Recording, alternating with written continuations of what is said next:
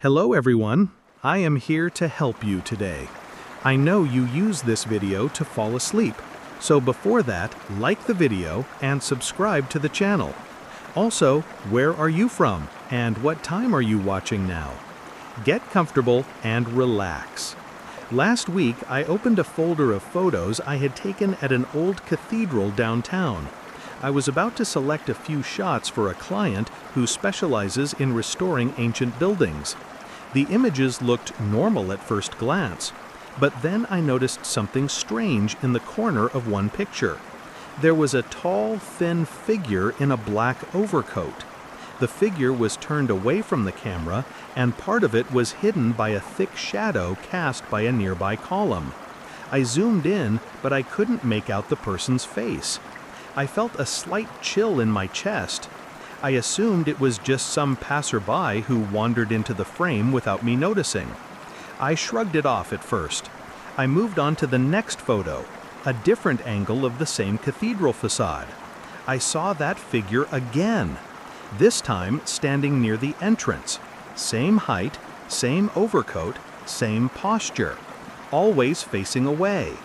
My neck felt tense as I looked closer. It was the exact same silhouette, but now the figure was in a different position.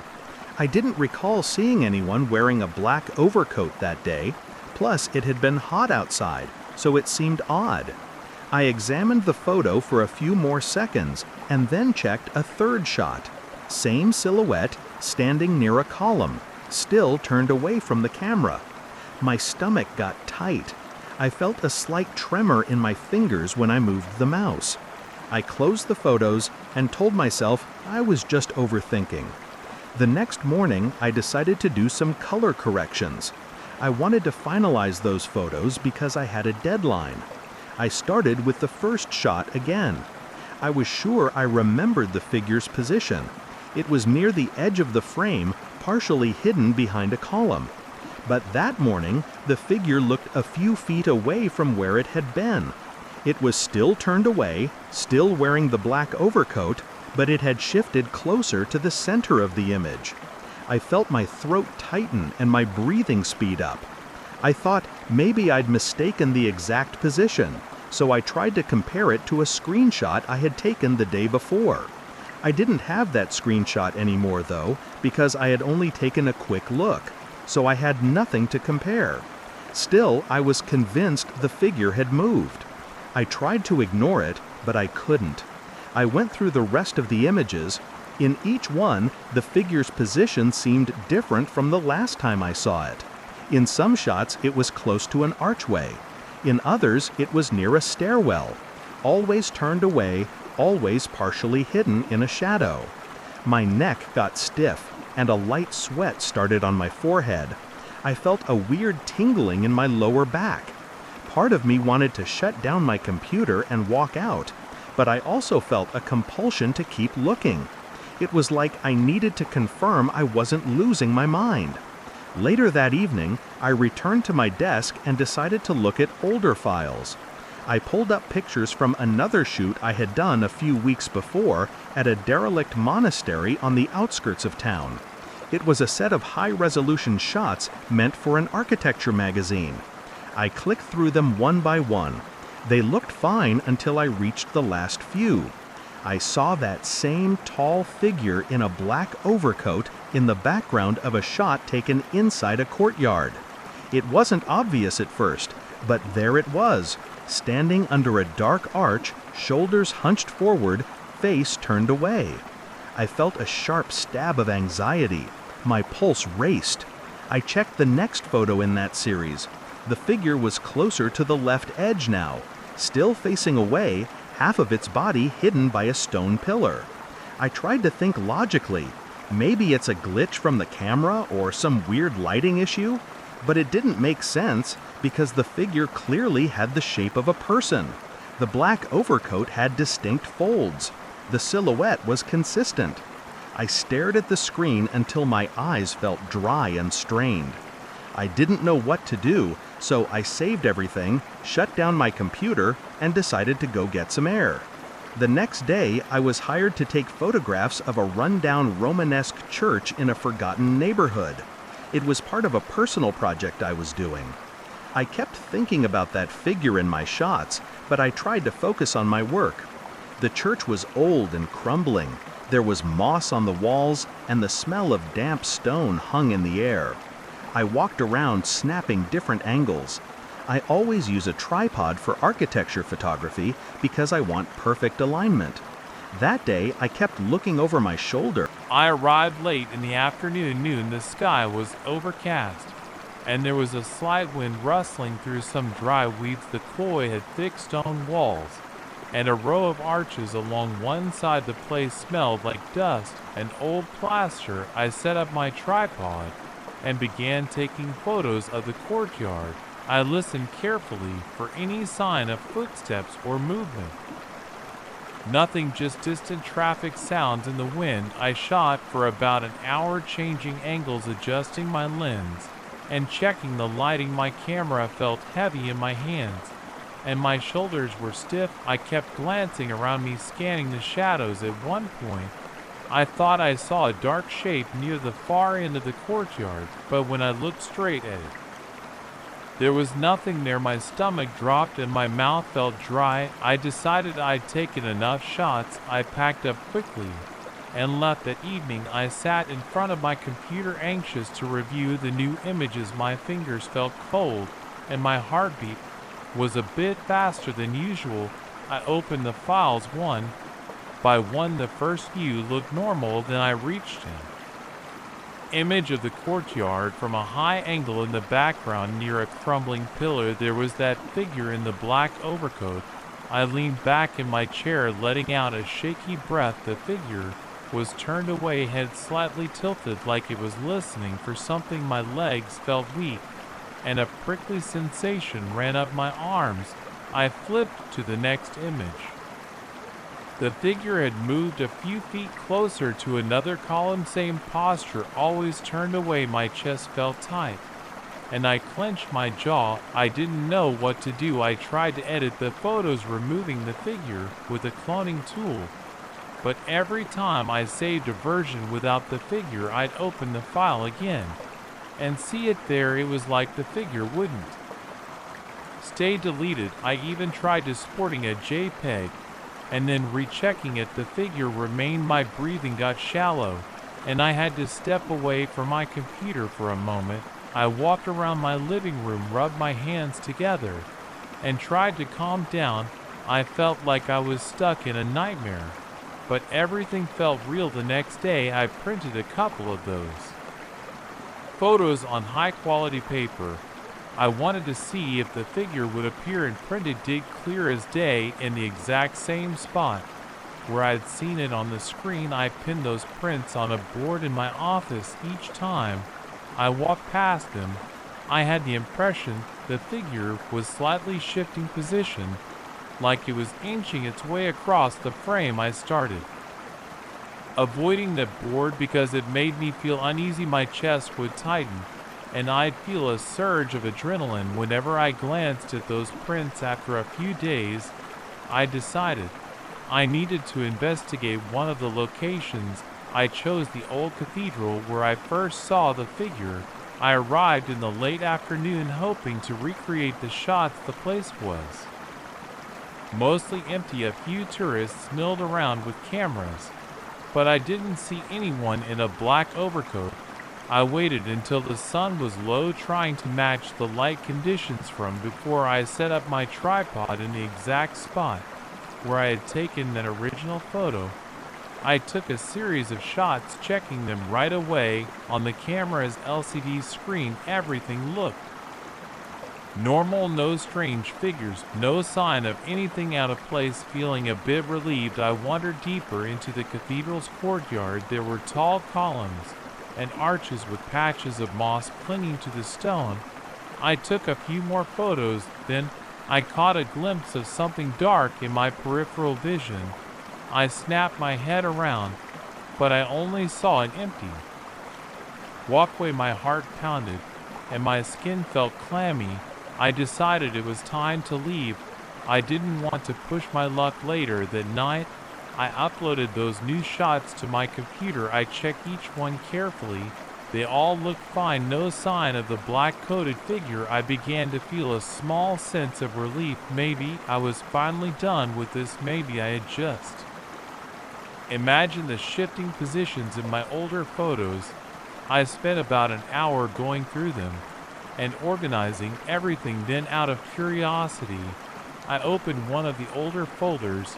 I picked a random shot of the old monastery. The figure was in it, as usual, near a column. I glanced at it for a second, thinking it looked the same as before. Then I noticed something. The figure was definitely closer to the foreground than the last time. I remembered it looked bigger, like it had stepped forward. My stomach sank, and I felt lightheaded.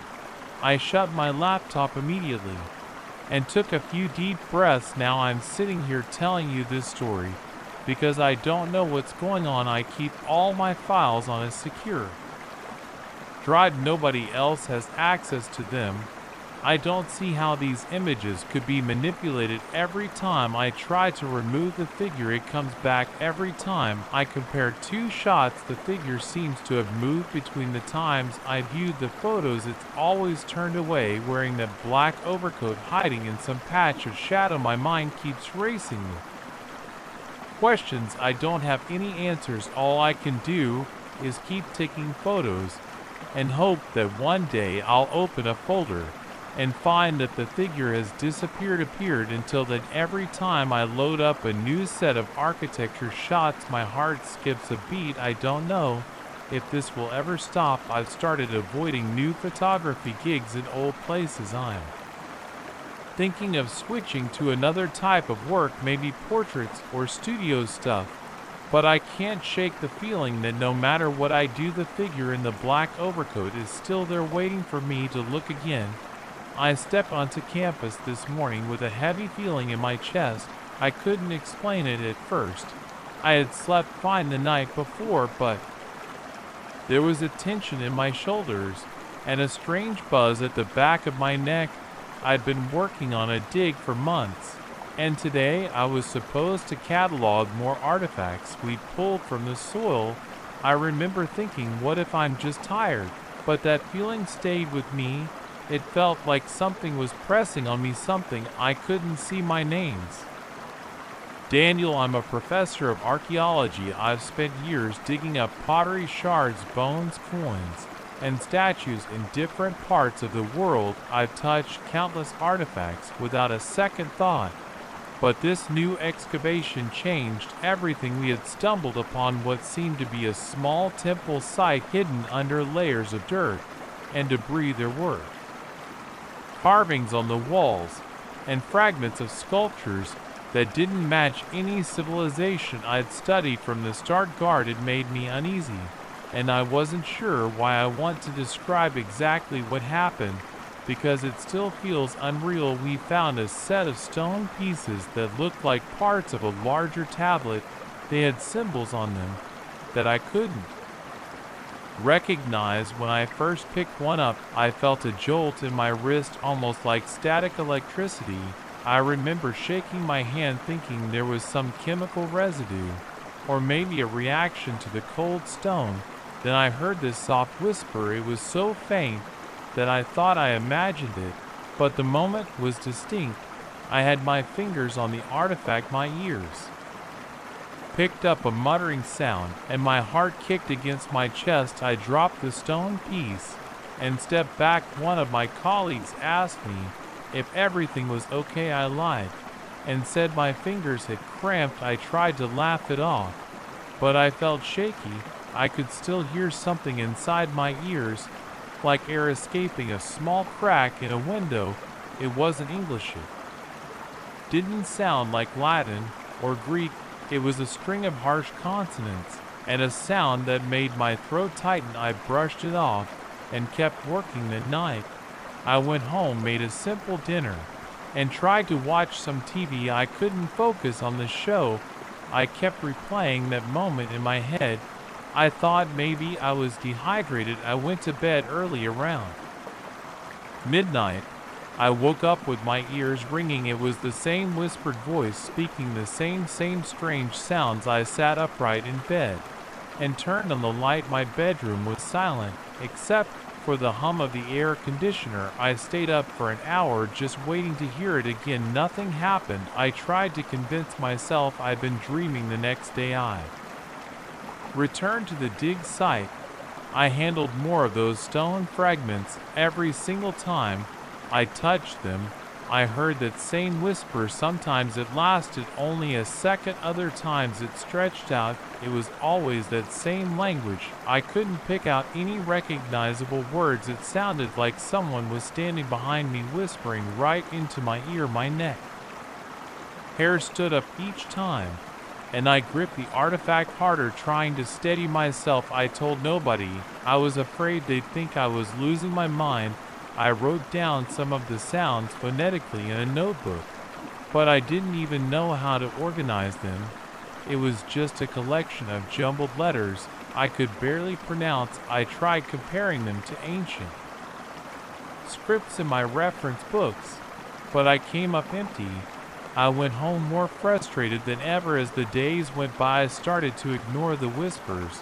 I figured I could power through my research. Maybe it was stress, maybe I was just overworked, but it didn't stop. It got stronger. I felt like I was being called by something, but I had no way to answer. My colleagues seemed perfectly fine. Nobody else complained about noises. Nobody else even commented on feeling strange. I began to think there was something about my connection with those artifacts that singled me out. That thought made me uneasy, but I didn't let it stop me from doing my work. A week later, things took a turn at home. I was in my living room reading some notes when I noticed a small statue I keep on my shelf was turned. It faced inward toward the books I usually keep. It pointed outward toward the room. I figured I must have knocked it while cleaning. I turned it back. The next morning, I woke up and found it facing inward again. I frowned. I lived alone. There's no one else to move it, but I told myself I must have bumped it without realizing. Later that day, I came home from the campus. My living room table had a few random objects, a set of keys, some coins, a TV remote. They weren't in the same spot. The keys and the coins formed a neat circle on the table. I had never arranged them like that. I remember standing there staring at the circle, my hand shaking a bit. I picked up my phone, checked the time, then put it back in my pocket. I told myself I was just being paranoid. I scattered the coins and put the keys back on a hook, but my gut churned. That night, I turned off the lights and tried to sleep. I kept hearing faint creaking sounds from the living room. My apartment is old, so it's not unusual for the floors to make noise. But these were short, sharp sounds, like something tapping against wood. I got up and crept out to the living room. I saw nothing move, but that weird tension in the room was thick. I could feel my pulse in my ears. I just stood there in my pajamas, eyes scanning every corner. After a minute, I turned around and went back to bed. I didn't sleep well over the next few days. The objects started rearranging themselves in more obvious ways. One time, I found several books stacked on my kitchen table, each open to pages that had strange symbols that kind of resembled the carvings from the dig site. Another time, I saw my shoes placed side by side in a perfect line in the hallway with the laces looped together like a knot I had never done. Then I started to feel a tightness in my chest, like I was always on edge. My jaw was clenched more often. My appetite dropped. I drank more coffee than usual, just trying to keep my energy up. I tried to ignore everything that was happening, but I couldn't. One afternoon, I decided to get to the bottom of it. I grabbed my notebook with those phonetic scribbles of the whispers. I sat down in my study and listened to some recordings of ancient languages I had saved on my computer. I tried to see If any syllable matched hours when went by, my eyes felt dry from staring at the screen. My notes made little sense. I heard no direct match. I slammed the notebook shut and rubbed my temples. I muttered to myself, what am I missing? That same night, I was lying in bed staring at the ceiling. My heart started pounding for no reason. My arms felt cold. I swung my legs off the bed, walked to the living room, and turned on a lamp. I froze when I saw the objects on the coffee table. They were arranged in a spiral: pens, coins, a lighter, my remote, even a small decorative box, all lined up in a tight spiral pattern that matched the swirling design I'd seen on one of the temple's walls during the excavation. I remembered that carving clearly. It had been on a collapsed pillar. There was no way this was a coincidence. I approached the table and touched the remote. I felt a vibration in my fingertips. My mind raced. I looked around the apartment, expecting to see someone hiding in the corners. Nobody was there. I was alone. My breathing became shallow. My scalp tingled. I picked up the phone to call a colleague, but I realized I had no good explanation for what was happening. I put the phone down and paced the room. I felt I was being watched, but there was no one there. I had to do something, so I decided to bring one of the smaller stone artifacts to my apartment. I wanted to see if it triggered the whispers in a controlled environment. That might sound reckless, but I was desperate. The next day, I took a piece of the stone from the lab. It was about the size of my palm, covered with 3 lines of that unreadable script. I wrapped it in a cloth and put it in my backpack. When I got home, I cleared everything off my kitchen table. I set the stone in the center. I pulled out a small handheld recorder. My plan was to talk through what I was experiencing in real time. I took a deep breath, steadied my hands, and pressed record. I touched the stone with my fingertips and listened. The whispers came instantly. It was like a breeze blowing right by my ear. I felt my shoulders tighten, my pulse thumped in my neck.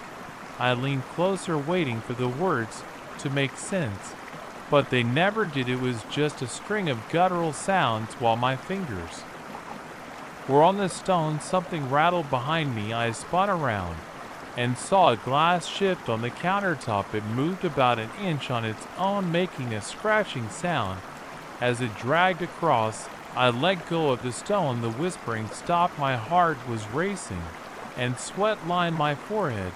I pressed stop on the recorder and played it back. I heard my own breathing and a faint static hum. No whispers, no dragging sound, nothing. The audio was clear, but it didn't catch what I heard in person. That made me even more uneasy. That night, I propped a chair against my bedroom door before going to sleep. I felt silly doing it, but I wanted some sense of security. I dozed off, but I woke up around 3 a.m. to a dull thud. I turned on my bedside lamp. My bedroom door was wide open. The chair was lying on its side in the hallway. My stomach twisted. I got out of bed, heart pounding, and walked over to the door. There were marks on the floor where the chair had scraped the wood. I looked left and right. The rest of the apartment was dark. I whispered to myself, "Hello." Nobody answered. Over the next week, the activity escalated. Sometimes I'd walk into a room and find everything on one side, like someone had swept all the items across the table in a single motion. Other times, I'd hear muffled voices in the middle of the night, but whenever I tried to record them, nothing showed up on the device. I got jumpy-eyed. Started checking the corners of rooms, opening closets before I could relax. My face felt hot most of the time, like I was running a fever, but my temperature was normal. Back at the dig site, I finally told one of my colleagues, Alan, that something felt wrong about these artifacts. I didn't go into detail about the objects moving at home. I just hinted that I was hearing things. He said I was probably overwhelmed. and should take a break. He offered to take over some of the cataloging. I thanked him, but I still went back to the site that evening to examine the stone walls again. I found more carvings that matched the patterns forming in my apartment spirals, jagged lines, and rows of those cryptic symbols. My chest got tight, and I felt a flicker of panic. I left in a hurry, making up an excuse about needing to prep for my next lecture that night. I tried one last experiment.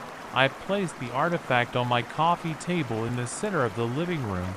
I left all my lights on. I stood a few feet away, arms crossed, watching for any movement. My body was tense. My breath was shallow. After about an hour, I got tired and started pacing. Then I noticed my bookshelf. The books were sliding out one by one, about an inch each. My hands trembled. I took a step closer, and they slid back into place. I jumped. My legs felt weak. I leaned against the wall, trying to stay upright.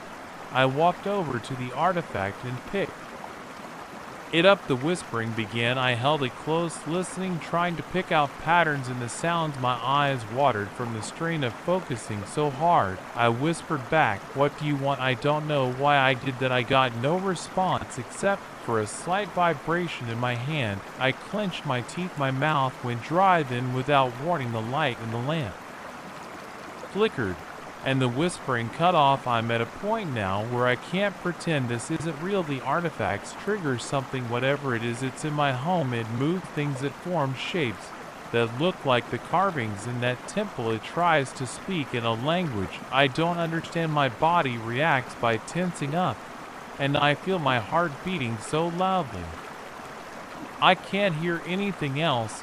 I keep expecting to find a rational explanation, but the evidence piles up: scratched floors, rearranged objects, shifting furniture, the feeling of being watched at all hours of the day. I don't know what to do next. I'm not sleeping well. I'm jumpy around my colleagues. My phone is filled with half-written notes about the symbols and the scribbles of the whispers. My apartment feels like a trap. Sometimes I step in and feel like I'm intruding on something. I can't see. The hair on my arm stands up, and I can't breathe right. I've tried leaving the windows open, hoping fresh air might change the atmosphere. No luck. I'm worried about losing my mind, but everything I see and hear is real to me. The dig is ongoing, and the team is excited about the new findings. I'm the only one who is hearing these whispers. I'm the only one seeing things move on their own. I haven't told anyone the full story. I feel trapped by the fear of looking crazy, but I can't deny what happens every time I touch those artifacts. I'm sitting here now writing this down in my living room. The artifact is wrapped in a cloth inside my bedroom closet. I can hear occasional shifting sounds from the other room. My eyes dart to the hallway, but I see nothing. My throat is tight, and I keep swallowing to clear it. My legs are sore from the constant tension. When I close my eyes, I see those spiral patterns. I hear those whispers. They keep warning me, I think, but I don't know what they want me to do. Every time I try to ignore them, things escalate. I'm stuck in a loop. Tomorrow, I plan to gather every piece of data I can and see if there's a specialist who might help. I don't even know what kind of specialist deals with this sort of phenomenon, but I can't keep living like this. I can't keep jumping at every small noise in my own home. I need answers, and I need them soon. If these whispers are a warning, then I need to figure out what the threat is. If it's something else, then I have to figure out how to shut it down, because right now I feel like a stranger in my own life, unable to trust my own senses. I hear another sound in the closet, a soft thump. My entire body tightens. I look toward the door, but I'm too tired to check again. I'll wait until morning. Maybe it'll be quiet. Then maybe I'll be able to focus on the research. Maybe I'll find a clue in those books that will help me decode the whispers. I don't know. All I know is that I'm not making this up. Something's happening. And it started the moment I touched those artifacts. I can't take back what I did. All I can do is face it one day at a time until I discover the truth. I never expected a package like that. It came in a thick envelope with my name spelled out in neat black letters inside. I found legal papers telling me I was now the owner of a Victorian mansion left behind by some distant uncle I had never met.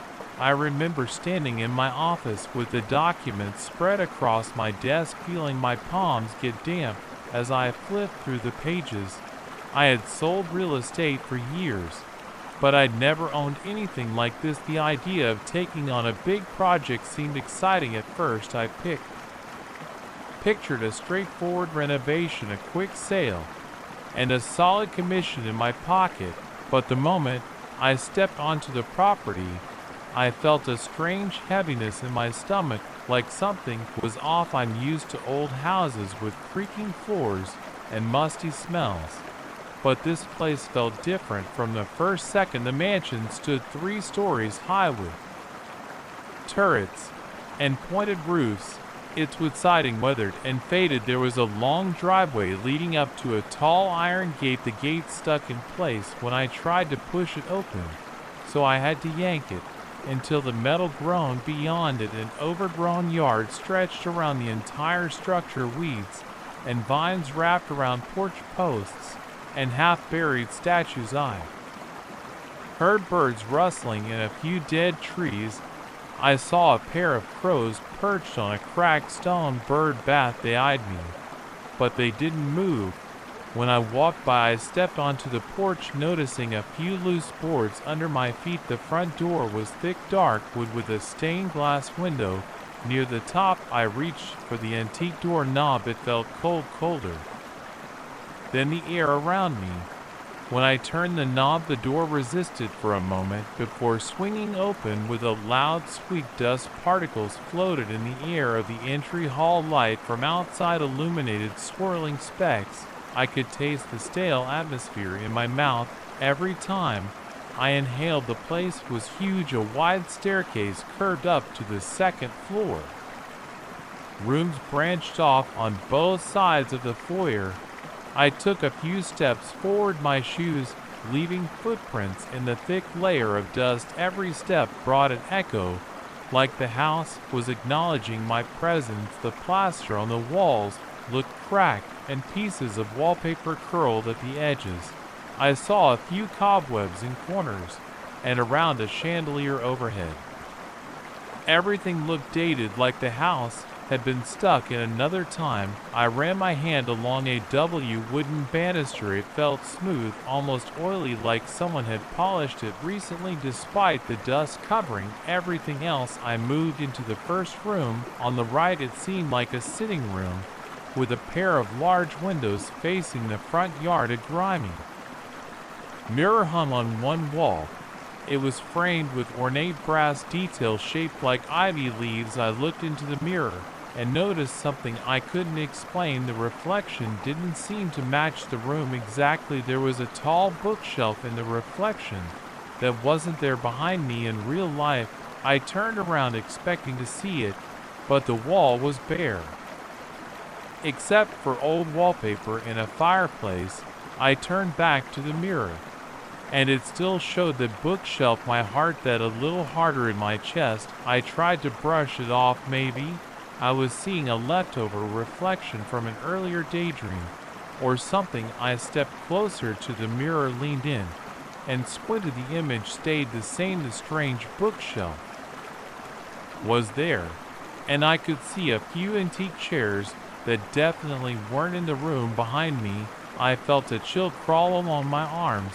I shook my head, took a breath, and left the sitting room. In the next few days, I brought in some basic supplies. I had a plan: tear up the old floors, repaint walls, fix the plumbing, then flip the place. On the first morning, I began clearing out debris in the foyer. I dragged out heavy boards and garbage. I cleaned a few windows to bring in more light. By evening, I had removed most of the crumbling wallpaper in the entry hall.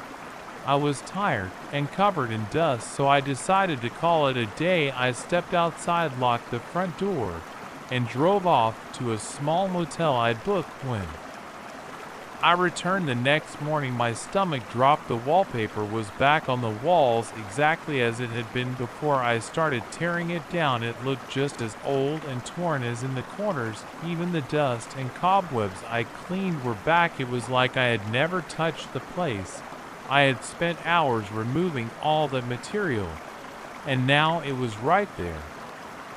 As if my work had never happened, I felt a pang of unease spread through my chest, but I tried a different approach. I went upstairs and removed a heavy dresser from what I guessed was the master bedroom.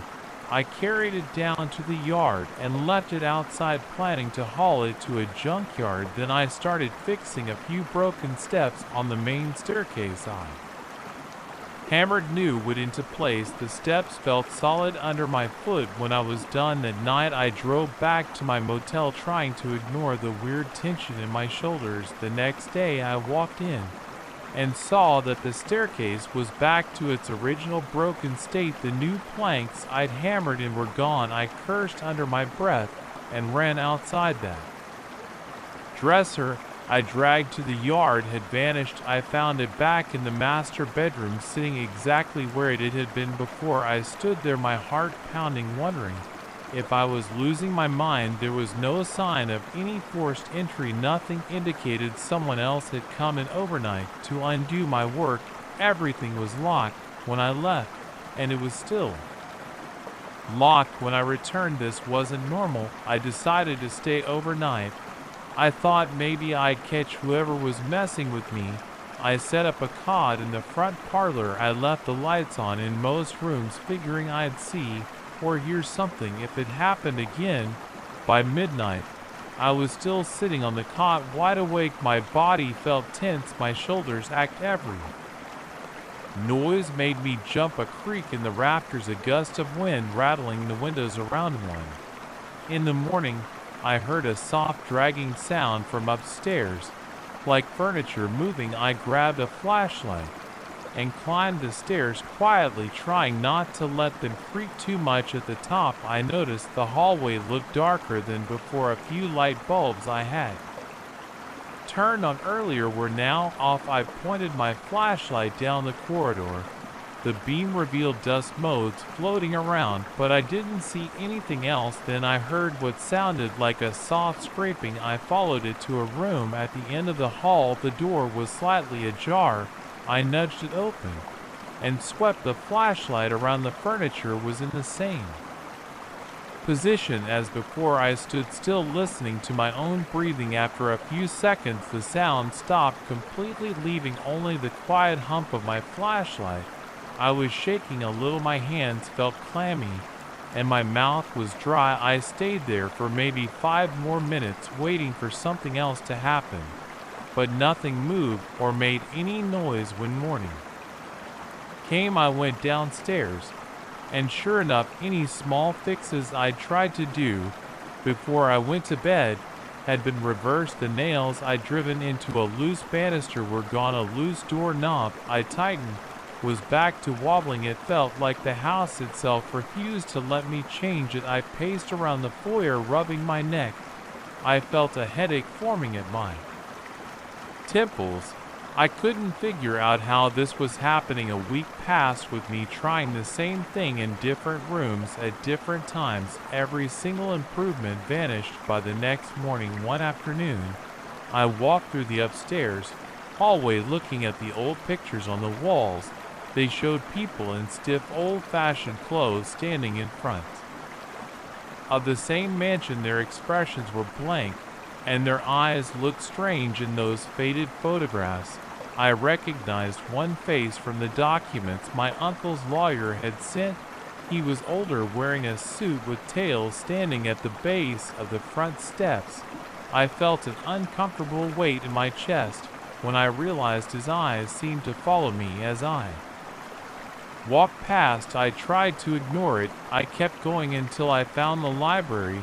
The library door was heavy with carved patterns of leaves and vines. Inside, the walls were lined with shelves, most of them empty. The air felt stale, and the floors creaked with every step. In the far corner, I saw a large mirror. Its frame was dark with stained and chipped at the edges. The glass was cloudy. I switched on a table lamp next to it. I looked at myself in the mirror. My hair was a mess, and my t-shirt was filthy from the day's work. Then I noticed something behind me in the reflection. It looked like a figure wearing an old suit standing near one of the shelves. My stomach lurched, my breath caught in my throat. I spun around fast, aiming my flashlight at the spot. There was nothing there.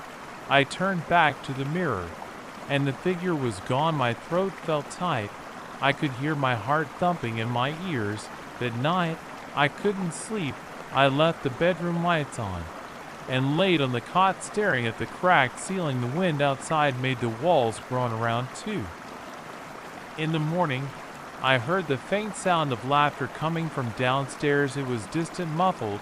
I sat up, grabbed my flashlight, and walked to the top of the stairs. The air felt thicker than usual, like it was pressing against my skin. I could feel my pulse pounding in my hands. Each step I took seemed to echo forever. The laughter stopped as soon as I reached the bottom step. I stood there in the darkness, shining my flashlight around. The foyer looked the same, no sign of anyone. I felt a wave of goosebumps on my arms. My mind raced with possibilities. Maybe it was just the house settling, or maybe I was imagining it. Still, I checked every room, shining light into corners and behind furniture. Nothing. I decided the next day to inspect the basement, hoping I'd find some old switchboard or mechanical trick that might explain the weird resets. I found a dusty door, cramped, dark space. The wooden steps groaned under my weight. A dull smell of damp earth hid me. As I reached the bottom, my flashlight swept across stone walls and a concrete floor. Broken crates and old tools lay scattered around. A rotted wooden workbench sat against one wall. At first, I saw nothing unusual. Then my flashlight beam settled on a row of mirrors leaning against the far wall. They looked similar to the ones upstairs, each with an ornate frame. My pulse quickened. I stepped closer, dust floating up around my shoes.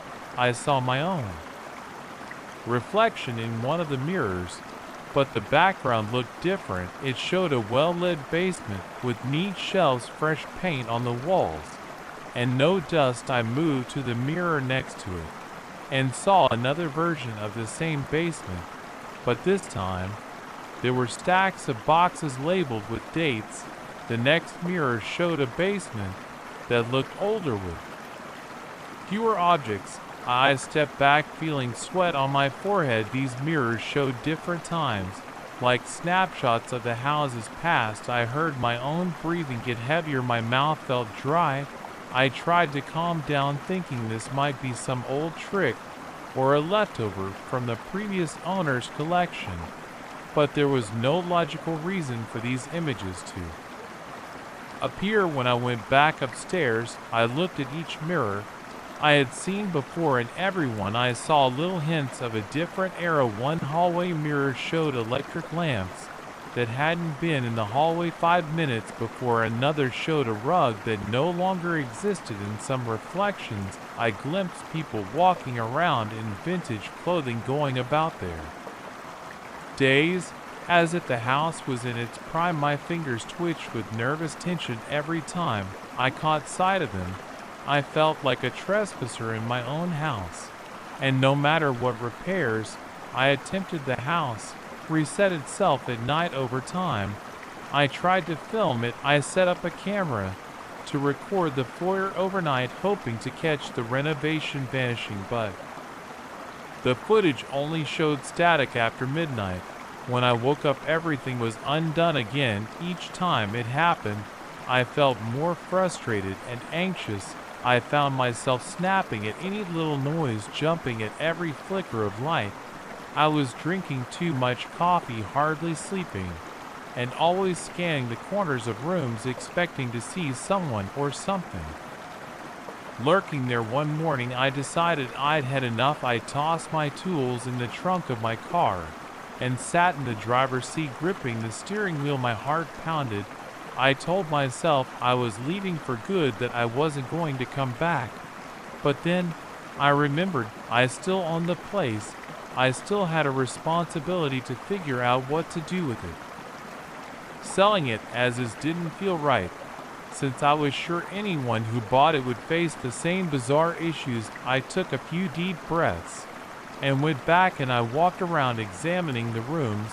I saw that the furniture, wallpaper, and fixtures all looked exactly as they did on day one. The mirrors still held those strange reflections. The floors creaked as I passed the sitting room, and I thought I heard a low murmur of voices behind me. I spun around, shining my flashlight, but I was alone. I spent that entire day trying to find any kind of official record about the house.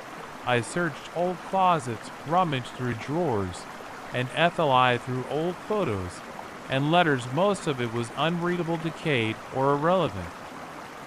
But the more I looked, the more I realized that every single item seemed tied to a moment in time that the house refused to let go. It felt like the place was stuck in multiple eras at once. Each mirror offered a window to those other times. Every night the house yanked itself back to some original state, undoing everything new. By evening I sat at the bottom of the grand staircase, covered in dust, and feeling my legs ache. My back hurt from bending over old trunks. I stared at the peeling wallpaper, waiting for the moment it would restore itself again. I heard the ticking of an old clock in the hallway. My heart beat in sync with that clock, and I could almost feel the tension coil in my stomach, expecting something to move or some voice to echo, but the house was silent. That night, I curled up on the cot and waited. I listened for footsteps, voices, or scraping noises. I felt the hair on my arms stand up every time the wind pushed against the windows. At some point, I drifted off.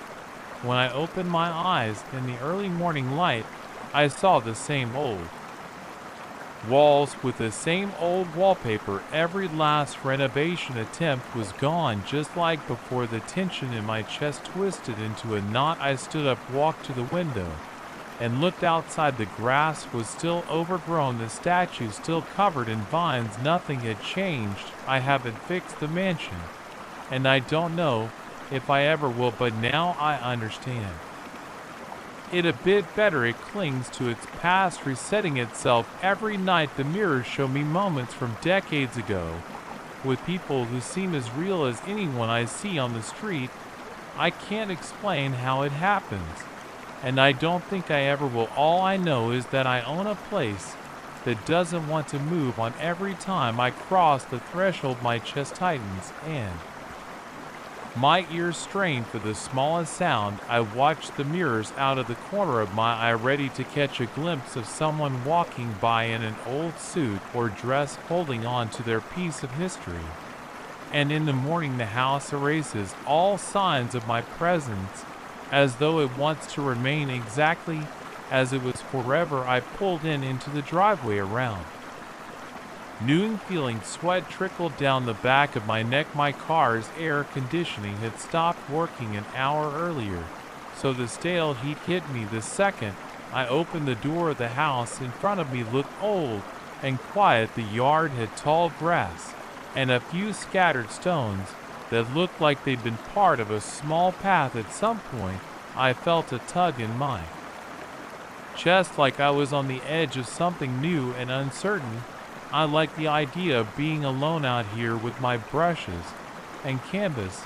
I had big plans for the next few weeks, mostly to paint in peace and see if I could capture something different. I'd been stuck in a creative loop for months, and I thought a change of scenery might help. I unlocked the front door with a key that felt a little rusty and it took me a second to get the door open. The hinges groaned when I walked inside. The first thing I noticed was the smell of wood and dust plus something faint that reminded me of old paint. There wasn't much furniture. I saw an empty living room with bare floorboards and a single window that looked out onto the backyard. I heard the wind outside rustling through tree branches. It sounded distant, like a low whooshing that came and went in short bursts. I carried in my suitcase my crate of painting supplies and the canvases I'd primed back in the city.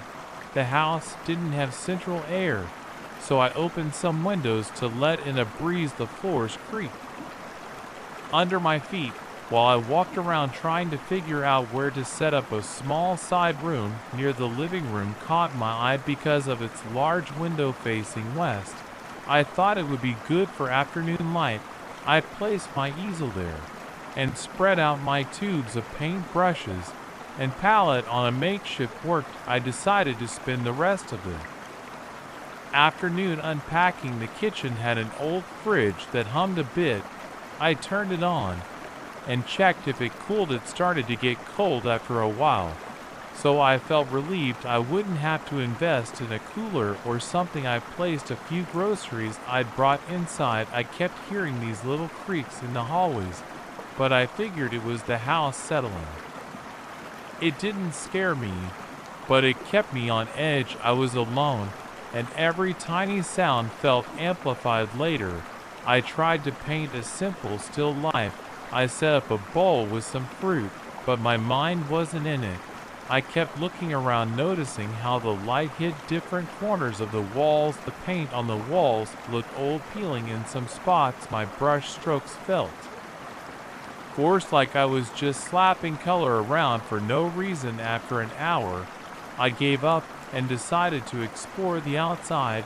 I walked behind the house and found a short fence with several boards missing. Beyond, there was a stretch of land with tall weeds and a couple of pine trees. The sky looked hazy and bright. I heard birds chirping in the distance, but they sounded far away, like they were barely interested in this place. I went back inside around dusk. My stomach growled, so I made a quick sandwich. I sat in the living room on a folding chair I'd brought. I watched the light fade through the windows. Something about twilight always gave me a strange feeling. It's the time right before night fully settles, and everything feels uncertain. The shapes outside become less clear. Shadows stretch across the ground. Inside, the house got darker in that slow, quiet way. I turned on a small lamp and decided to go to bed early. I felt tired from the drive and the heat that first night. I slept in a sleeping bag on the floor of the bedroom. There was a thick layer of dust on the windowsill, so I cracked the window open for fresh air. I remember waking up at some point in the night because of a rustling sound in the hallway. I thought maybe a mouse or some small animal had gotten in. I listened for a minute, then heard nothing else, so I drifted back to sleep. In the morning, I checked my canvas from the day before. It looked the same, still just a half-finished still life, nothing unusual about it. I decided to walk into town to buy some cleaning supplies and maybe some better lights for my work area. The town was about a 15-minute drive, but I wanted the exercise. The country road didn't have a sidewalk, but there wasn't much traffic. I saw a few cars go by, and each time I got a small wave or nod from the drivers. People here seemed more relaxed than in the city. After picking up what I needed, I headed back and spent the rest of the day clearing out the side room, dusting the windowsill, and setting up a proper work pace. By the time late afternoon rolled around, I felt sweat soaking my shirt. The sun hit that west-facing window directly, and the heat gathered inside.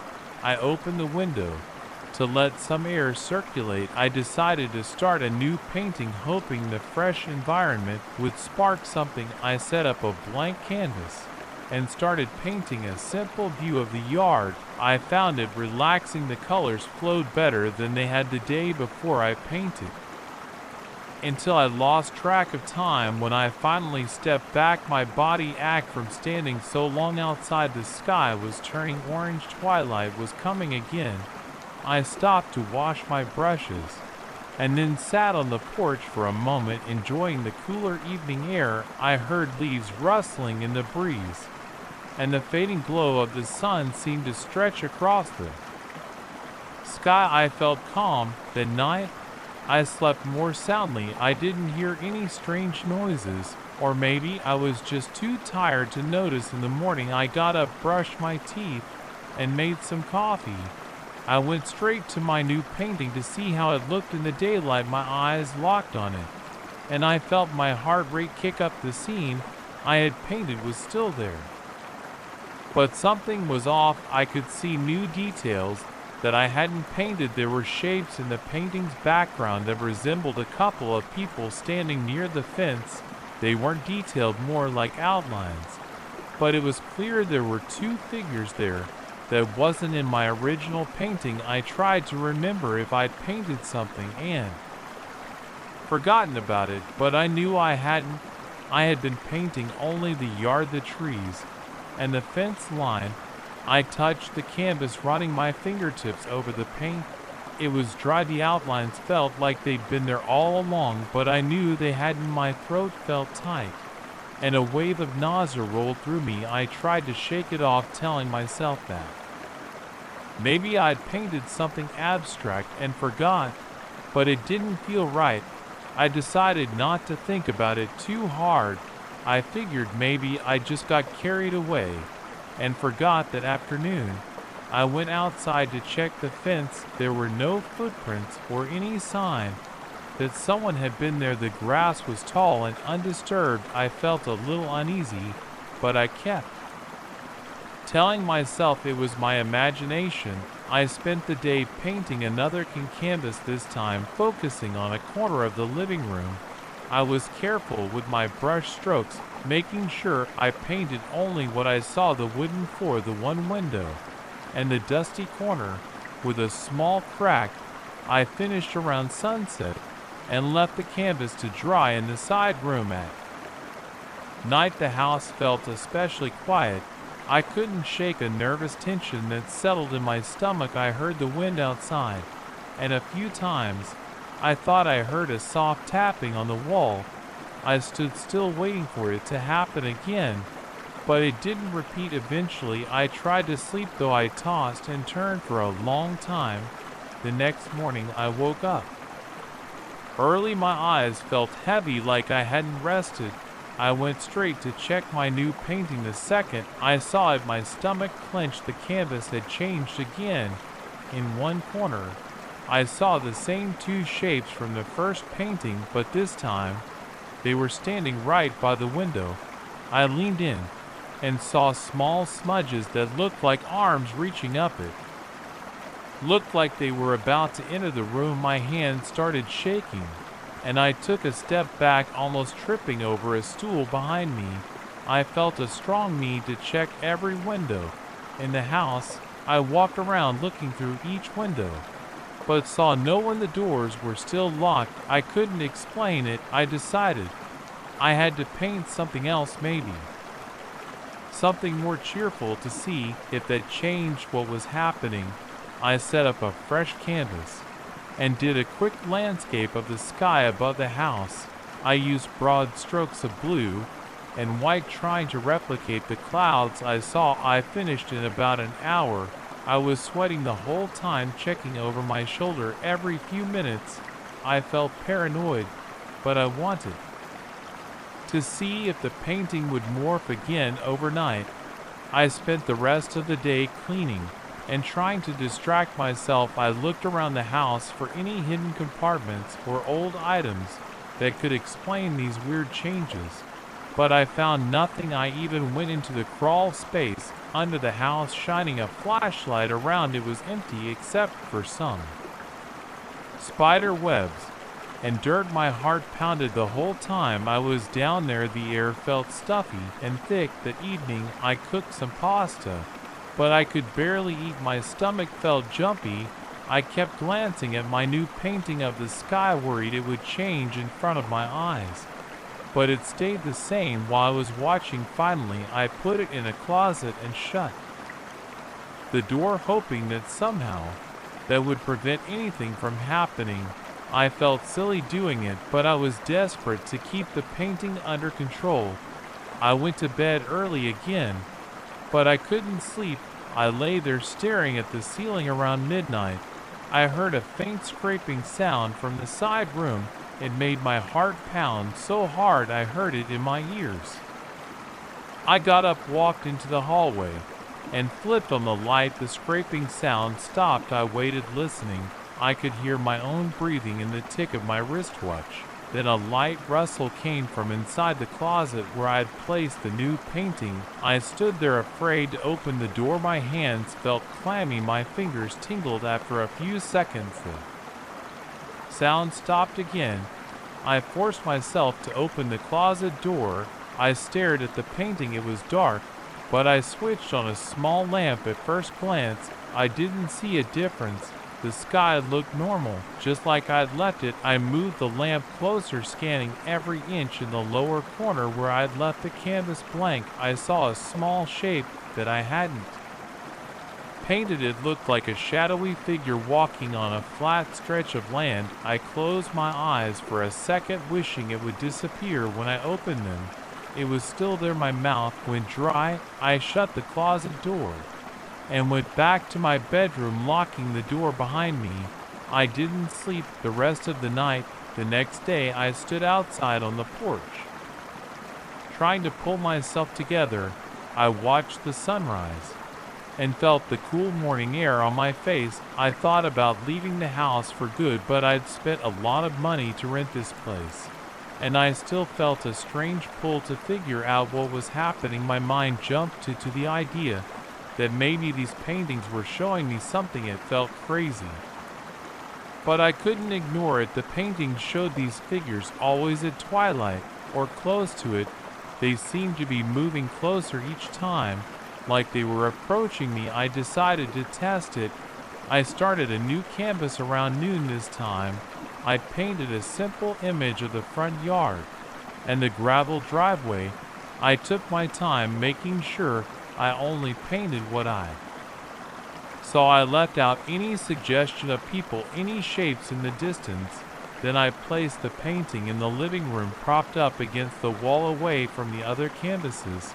I made a point to check on it every hour until sunset. It never changed while I was watching, but around twilight, I stepped out to the porch to catch the sunset, and I stayed out there a bit longer than normal. When I came back inside, I went straight to the living room. My heart sank. The painting had changed in the background near the edge of the driveway. I saw something that looked like a car parked on the side of the road. It looked old and beat up. I hadn't painted that. I opened the front door and looked out at the driveway. There was nothing there. The road was empty. My hand shook as I closed the door. I could feel sweat on my forehead. It was happening again. I paced around the house, checking the windows, looking for any car. There was no one around. I couldn't think of any logical explanation. I sat down, drank some water, and tried to calm my breathing. By now my body felt tense and twitchy. My muscles ached from the stress. I went back to the painting and stared at the car in it. It looked like it had a dent in the driver's side door. I couldn't figure out why the detail stuck out to me, but it did. It felt too specific. It wasn't random. Later that same evening, I heard an engine rumbling outside. I ran to the window and saw a car pulling up. It matched the one in my painting right down to the dent. A man got out and looked around, probably checking directions on his phone. My heart pounded. I couldn't believe what I was seeing. I watched him for a few minutes until he got back in the car and drove away. My legs felt weak. The painting had shown me an event that hadn't happened yet. But then it did. I sank down on the couch feeling all the energy drain out of me. It was real for the next few days. I forced myself to stop painting, hoping that would end whatever was happening, but every night I heard noises from the side room. Sometimes I heard soft clicks or scraping. When I checked the canvases, I always found new details added. One showed a lamp falling over, another showed a door left wide open. These little things started happening in real life. A day or two later, the lamp in the living room got knocked over by a gust of wind through the open window. The front door once blew open after I forgot to latch it each time.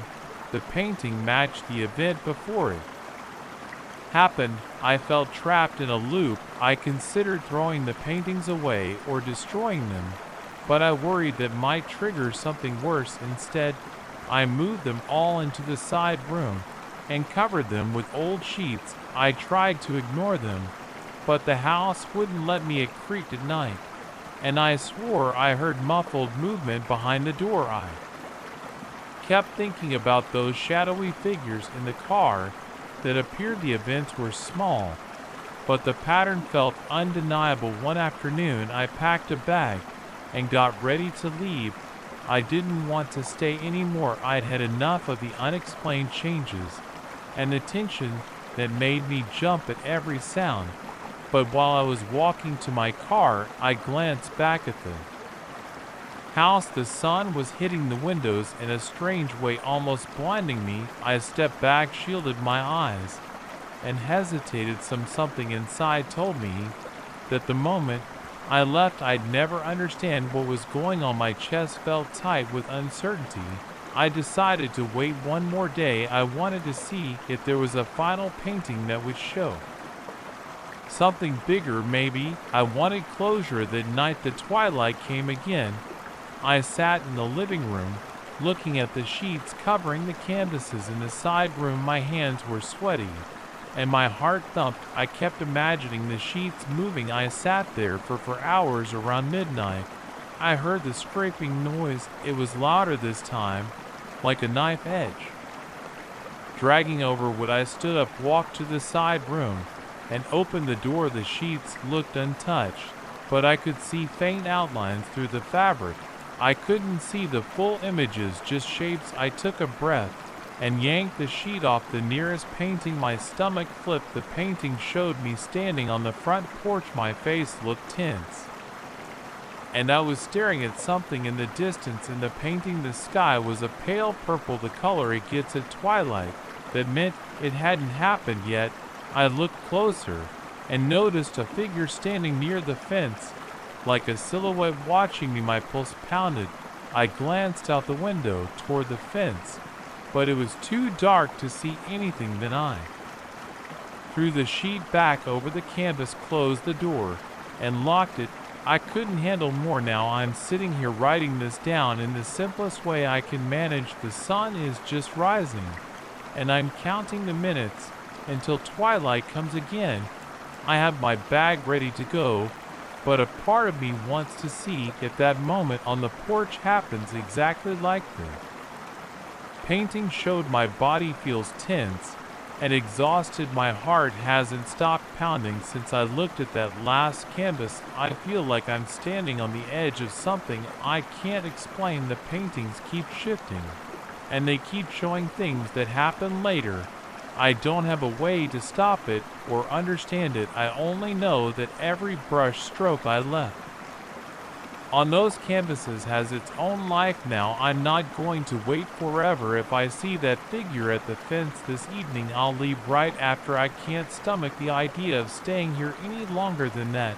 But if the painting is right, and I do see someone there, then I'll know for sure this isn't some dream or trick of my mind. It's real. These images are changing on their own, and they're showing me events that haven't happened yet. My breath keeps catching in my throat when I think about it. I don't know what's behind this, and I don't want to find out. Maybe I'll burn the canvases later, or maybe I'll just abandon them here. I don't have an answer. All I have is the next few hours. After that, I'm gone. That's the only plan I can handle right now. I noticed something was wrong the moment I stepped into the reading room on a late Tuesday afternoon. It was that feeling you get when the air feels heavier than usual and the silence seems off. I remember pausing at the threshold, letting my eyes adjust to the dim light, and noticing a few books stacked on a table that I knew was supposed to be clear right away. I felt my stomach tighten. That's how it started. My name's Miguel, and I've been the head librarian here for 7 years. I know every corner of this building. I know the chill in the air when you pass through the corridor to the archives. I know the faint squeak of the wooden floors near the historical volume section. I also know our regular visitors, college students, a few professors, and the occasional curious local. I've always prided myself on keeping everything in order. It's not an obsession, it's my job, and I've been good at it. 2 weeks ago, I found the first odd set of books. 3 volumes were on a shelf near the front desk. I had never seen them plaqued together like that, and their titles formed a phrase. That phrase read something like "Rise Above Foundations." At first, I just assumed a visitor had placed them in a strange order. I put them back in their correct spots. I didn't think much of it, but the next day, I found more. This time, the titles formed a longer sentence. It was something about bricks, mortar, and a hidden plan. I wish I'd written down the exact words, but I was in a rush, and it seemed too odd to matter. I just wanted to get them back to the right places. I work with a small team, 2 library assistants, and a security guard who does rounds in the evenings. I asked them if they had noticed anything strange, and they shrugged. Everyone said the same thing. They hadn't seen anyone messing with the shelves. The security guard, Edgar, said it looked like a prank, but he also noted that the cameras in the reading room didn't pick up anything unusual at night.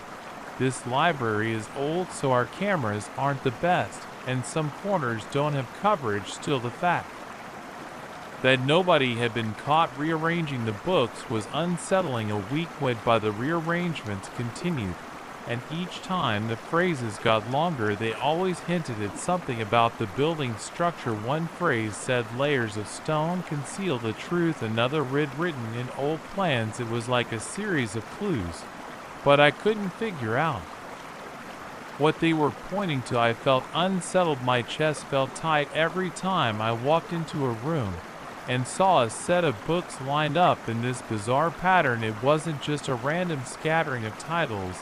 It was always a coherent line of text, like a puzzle someone wanted me to read. After a few nights of poor sleep, I decided to dig into the libraries historical records. This building goes back to the early 1900s. It used to be a city hall, all of sorts, then became a school, then got turned into a library in the 1970s.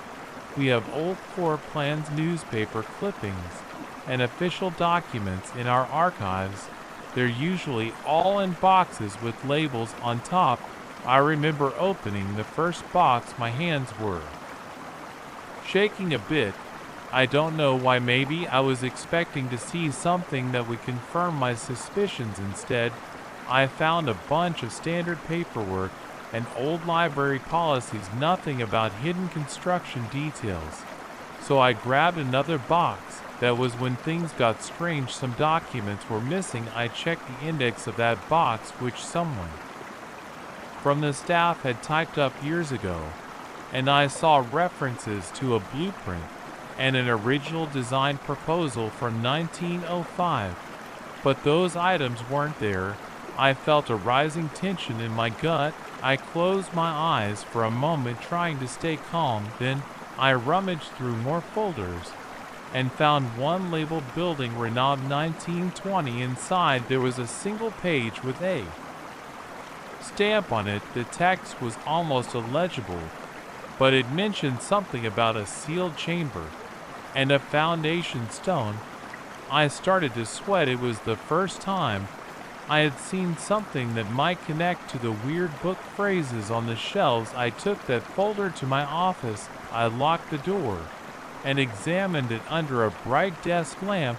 The paper felt brittle. It smelled like dust and old glue. The word a mention of workers refusing to proceed. It looked like a piece of a larger document.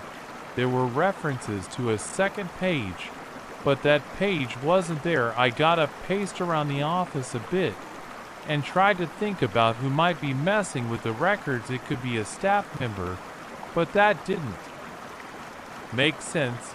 They would have told me if they found something this strange, right? Unless they were playing some kind of elaborate prank.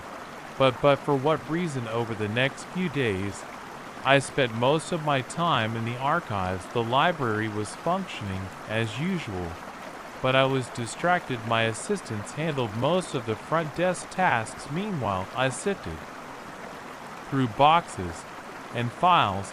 I found more inconsistencies in the historical documents. A lot of them referenced older repairs or expansions to the building, but pages were missing or scrambled. Once, I came across a folder that looked intact at first glance, but inside the text had been replaced with random short paragraphs about something else entirely. It looked official, but had no relation to the building. My heart was pounding. My fingers trembled when I lifted each page, expecting to see more nonsense. Sometimes I'd see the word foundation or bricks or unknown section repeated. Then the rest of the text would look like gibberish. Every evening I checked the main shelves before closing. I always found it at least one or two new messages. They kept referring to an old story about how this building was constructed on top of something older. There was a phrase one night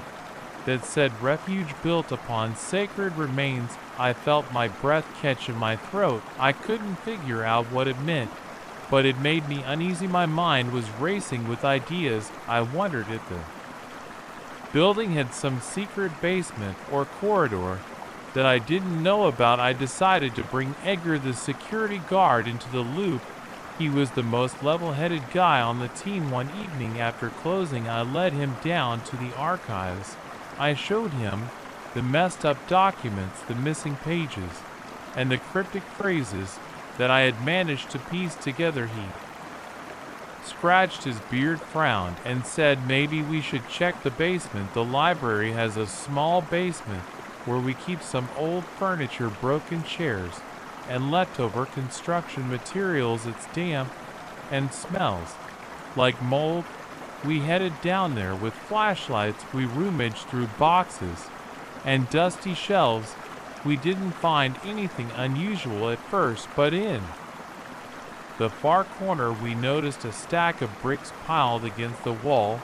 It looked like someone had tried to patch up something. The bricks weren't laid in neat rows like a normal wall.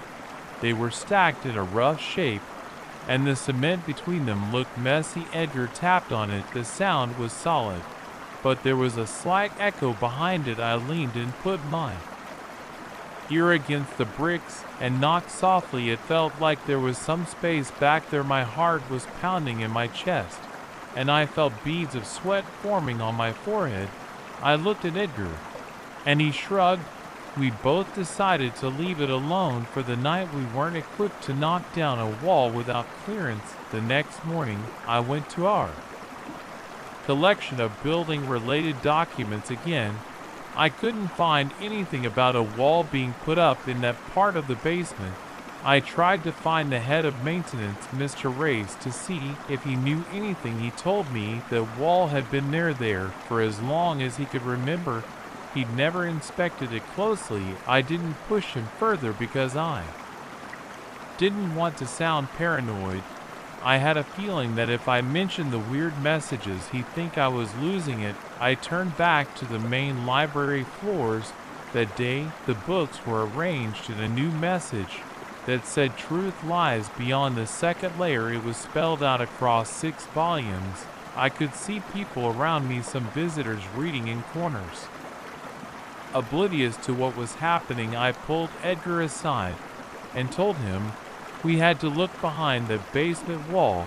He wasn't thrilled, but he agreed to help me do a quick check after hours. By the time evening came, I was a nervous wreck. My hands were sweaty, and I kept glancing at the clock. When the last visitor left, we locked the doors and headed downstairs.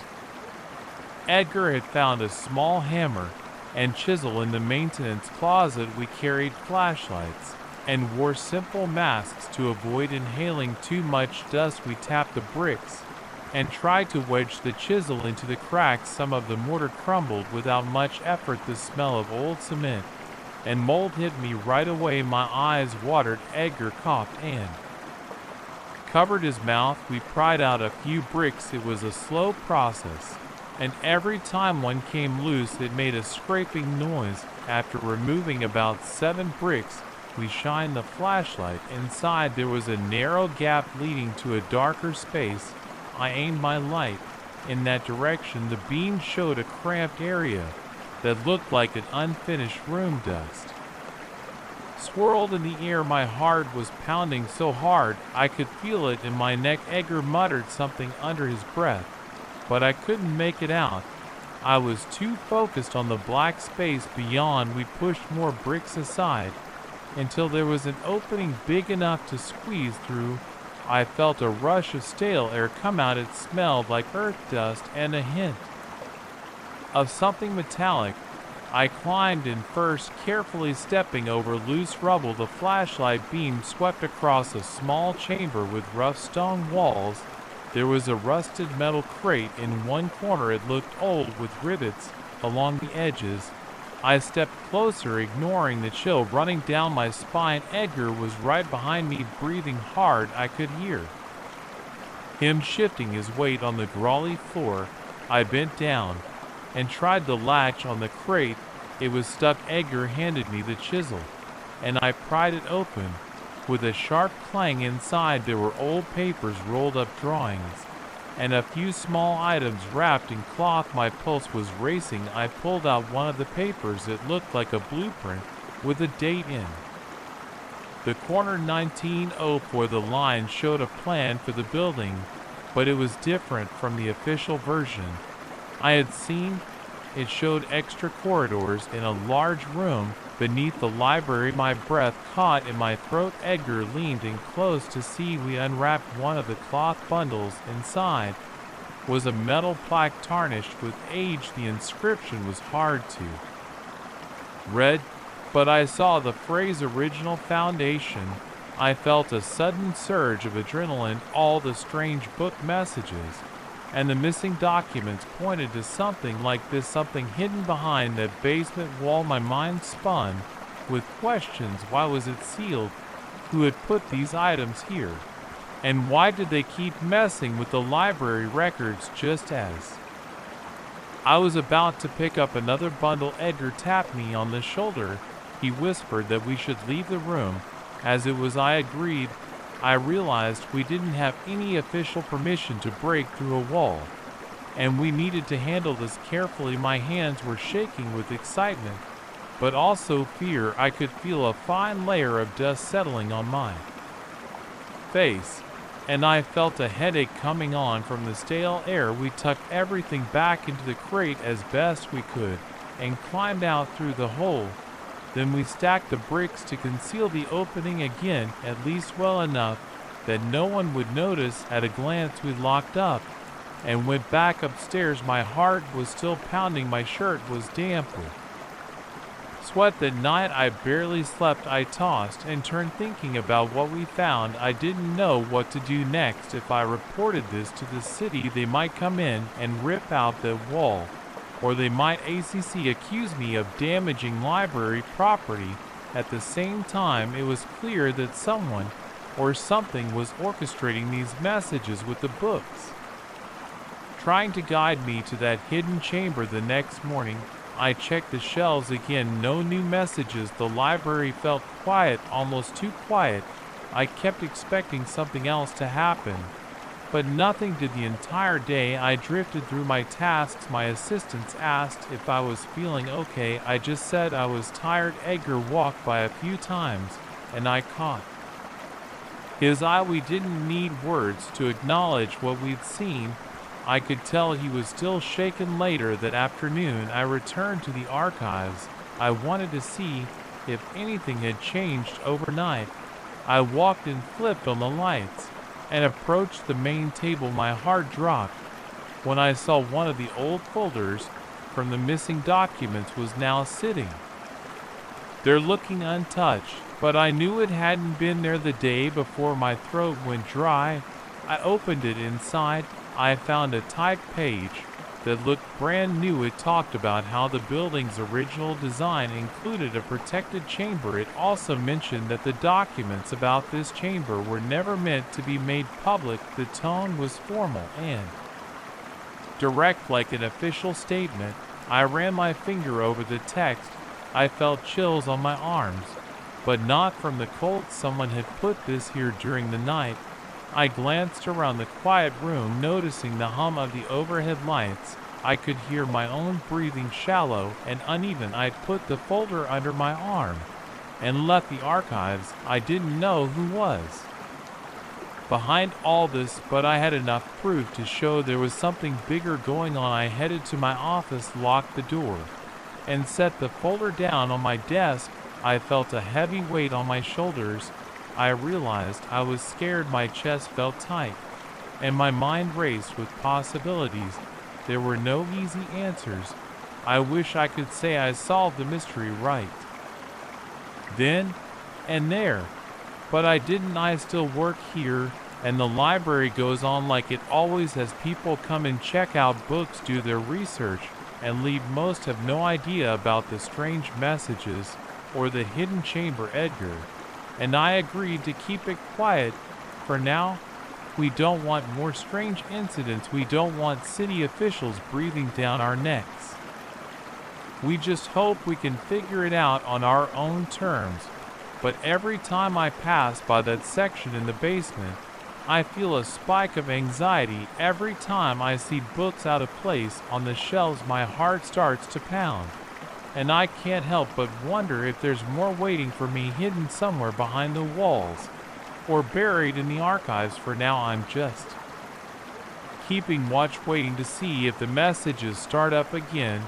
If they do, I'll be ready. I'm sitting at my workstation, staring at the incoming data on my monitors, and my hands won't stop shaking. I can hear the wind pounding against the outer walls, and the metal roof panels rattle every few seconds. There's no one else in this building, and the nearest sign of civilization is a small village about 50 miles down the mountain. Sometimes I think I can sense something watching me from outside. I know that sounds paranoid, but after everything I've seen in the last couple of months, I can't ignore it. I arrived here 7 months ago. I was excited at first. The station is remote, tucked high among rocky slopes with unpredictable weather patterns and sudden temperature drops. My main job is to track atmospheric changes and report the data back to the lab in the city. They assigned me a small cabin next to the main observation tower. It's equipped with a bunk, a tiny bathroom, and a basic kitchen. The tower houses all my weather instruments and computers. A generator in a separate shed supplies electricity. I do scheduled maintenance on the generator once a week. The rest of the time, I monitor the equipment, collect readings, and log observations. It's a solitary routine, but I used to like the silence. Then I started noticing odd spikes in the data. At first, I thought it was a glitch. The onomet would record sudden wind gusts that didn't match the actual wind speed. Outside, the barometer showed slight dips and rises.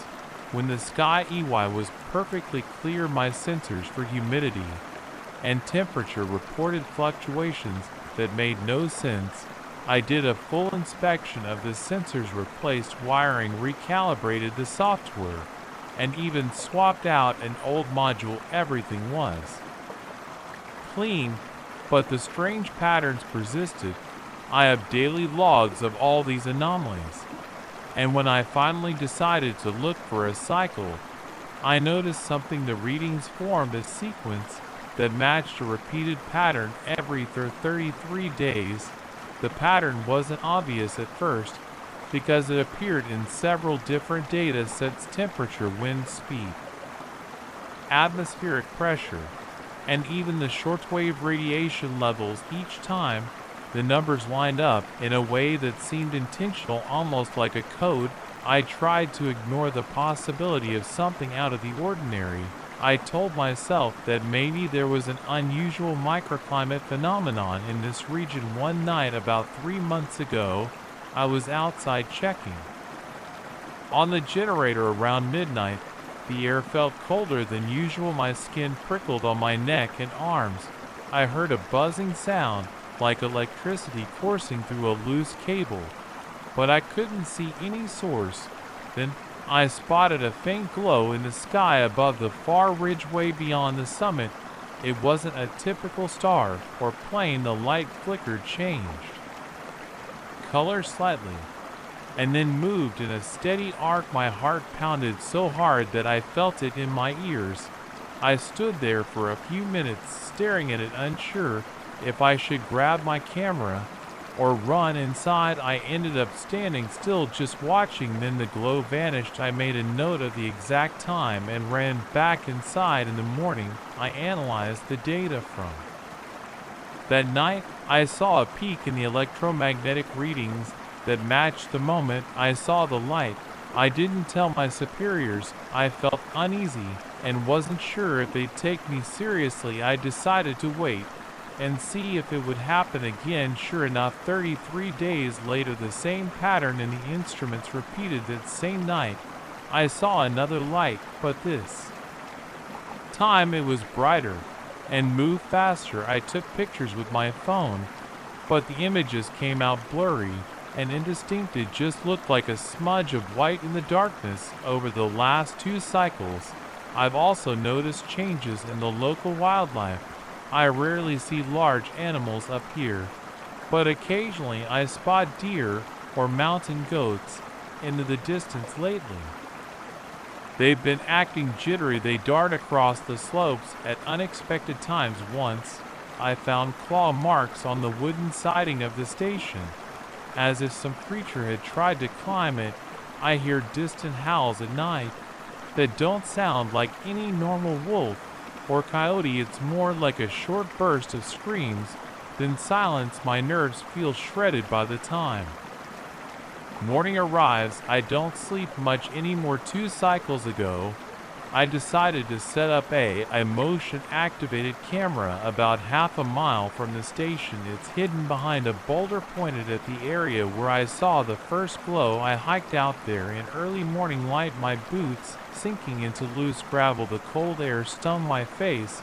I could hear nothing except for the crunch of my steps and the occasional rustle of wind in the pines. My palms kept sweating inside my gloves. I set up the camera, tested it, and hiked back for a while. Nothing happened, but on the exact 33rd day, I got pictures of moving lights. They appeared as a series of orbs shifting positions over the course of half an hour. The final shots show one of them glowing intensely before the camera lens got overloaded and turned everything white. The next image is black. The camera shut itself off. I found it still in place the following day. The battery was drained. Its internal memory had those last few frames, but nothing else. I haven't shared the footage with anyone. I downloaded it onto a separate hard drive and labeled it as routine sky observations. Sometimes I think about calling someone for backup, but I can't bring myself to do it yet. My contract still has 5 months left, and I don't want to lose my position if I start spouting wild stories about glowing lights and weird patterns. I might get pulled from the assignment then. Isolation is getting to me, but I also feel compelled to figure this out. I keep a close eye on the daily data. Every time the anomalies come around, the pattern intensifies. I also pay attention to my environment. I track any unusual animal behavior. 3 weeks ago, I saw a pack of 4 mountain goats standing on a slope not far from the tower, all of them staring in the same direction. They weren't moving, their ears were pinned back, their breathing seemed shallow. Then as soon as I opened the door to step out, they bolted. I tried to see what they were looking at, but there was nothing obvious, just rocks and pine trees. A few nights later, I heard scraping sounds outside my cabin. I opened the window, shone my flashlight, and glimpsed something darting behind the water tank. It was too dark to identify. All I saw was a flash of fur. My nights are a mixture of short bursts of sleep and waking up in a sweat. Sometimes I feel the walls vibrate with the wind, or I think I do. My ears ring at odd times. One morning, I woke up with a splitting headache. When I checked the logs, I saw that the barometric pressure had suddenly dipped around 2:15 a.m. I can't prove these are connected, but I feel it in my bones. I started charting the exact times of these anomalies in a notebook. I detailed the electromagnetic spikes, the temperature changes, the wind gusts, and the lights I see in the sky every 33 days. The pattern repeats, but each time it's slightly stronger. This leads me to suspect some external force is at play. I don't have advanced equipment to analyze electromagnetic fields beyond a certain point, but I've done what I can with the gear here. The results keep telling me there's a powerful source of something triggering these fluctuations. It's not a glitch in the system. Late last month, I tried climbing to a higher vantage point. I wanted to watch the entire valley. The night the lights were due to appear, I packed a small bag with snacks, water, a flashlight, extra batteries, and my camera. I left the station in the early afternoon and hiked until I reached a rocky outcrop that offered a clear view of the sky and the ridges. I set up a small tripod and found a spot behind a large rock formation to shield myself from the wind. The temperature dropped quickly once the sun went down. I could see my breath in front of me hanging in the air like a cloud. The only sounds were the occasional flap of my jacket and the crunch of gravel when I shifted my weight. Around 1 a.m., and I saw a faint glow in the northern sky. My heart started racing and my mouth went dry. I focused my camera, adjusting the settings so I wouldn't miss anything. Within minutes, the glow turned into a distinct orb, then split into 2 orbs. They moved slowly at first, almost drifting, then they picked up speed, zipped across a section of sky, and stopped abruptly. I felt my stomach churn. I snapped picture after picture, but my hands shook so much I had trouble keeping the camera steady. I tried to breathe slowly, but the cold air stung my lungs. The lights merged again, then disappeared. I felt a jolt of fear run through my body. I stayed out there for another hour, but nothing else happened. The next morning, I returned to the station exhausted and uneasy. I wanted to review the photos right away. Most of them turned out blurry or showed only streaks of light. A few frames captured a pair of bright orbs against a dark sky. They're not conclusive. They just look like strange lights. No detail. I sat in front of my computer, my head in my hands, feeling a dull ache at the base of my skull. All I could do was confirm that the phenomenon isn't imaginary, it's real. But I have no explanation. As the days pass, I get more and more tense. I double-check the locks on the doors at night. I verify that all my windows are clear. The wind keeps me on edge, every gust that rattles the tower feels like a warning. My shoulders stay tight, and my back aches from hunching over the computer. And from the constant stress, I've started sleeping with my boots next to the bed in case I need to run outside. I also keep a flashlight and a sturdy shovel near the front door. I'm approaching another cycle. The next 33-day mark is less than a Week away, the animals are acting strange again. Yesterday I heard that same high-pitched howl right after sunset. It echoed off the rocks, making it hard to pinpoint the direction. The hair on my arm stood up, and I felt a chill crawl along my spine. This morning I found fresh tracks near the generator shed. They looked like hoofprints, but spaced in an odd pattern, almost like the animal had been limping or pacing back and forth.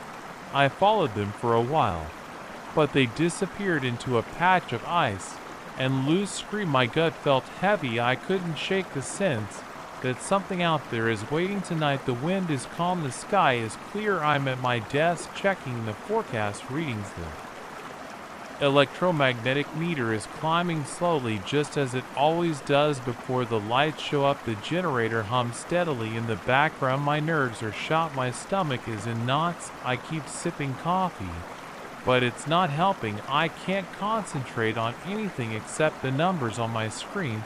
I think about calling the lab, but I don't know how to explain all of this in a way that won't sound hysterical. Instead, I keep my radio on in case someone tries to contact me. The static reminds me I'm still connected to the outside world, even if it's distant. My plan is simple.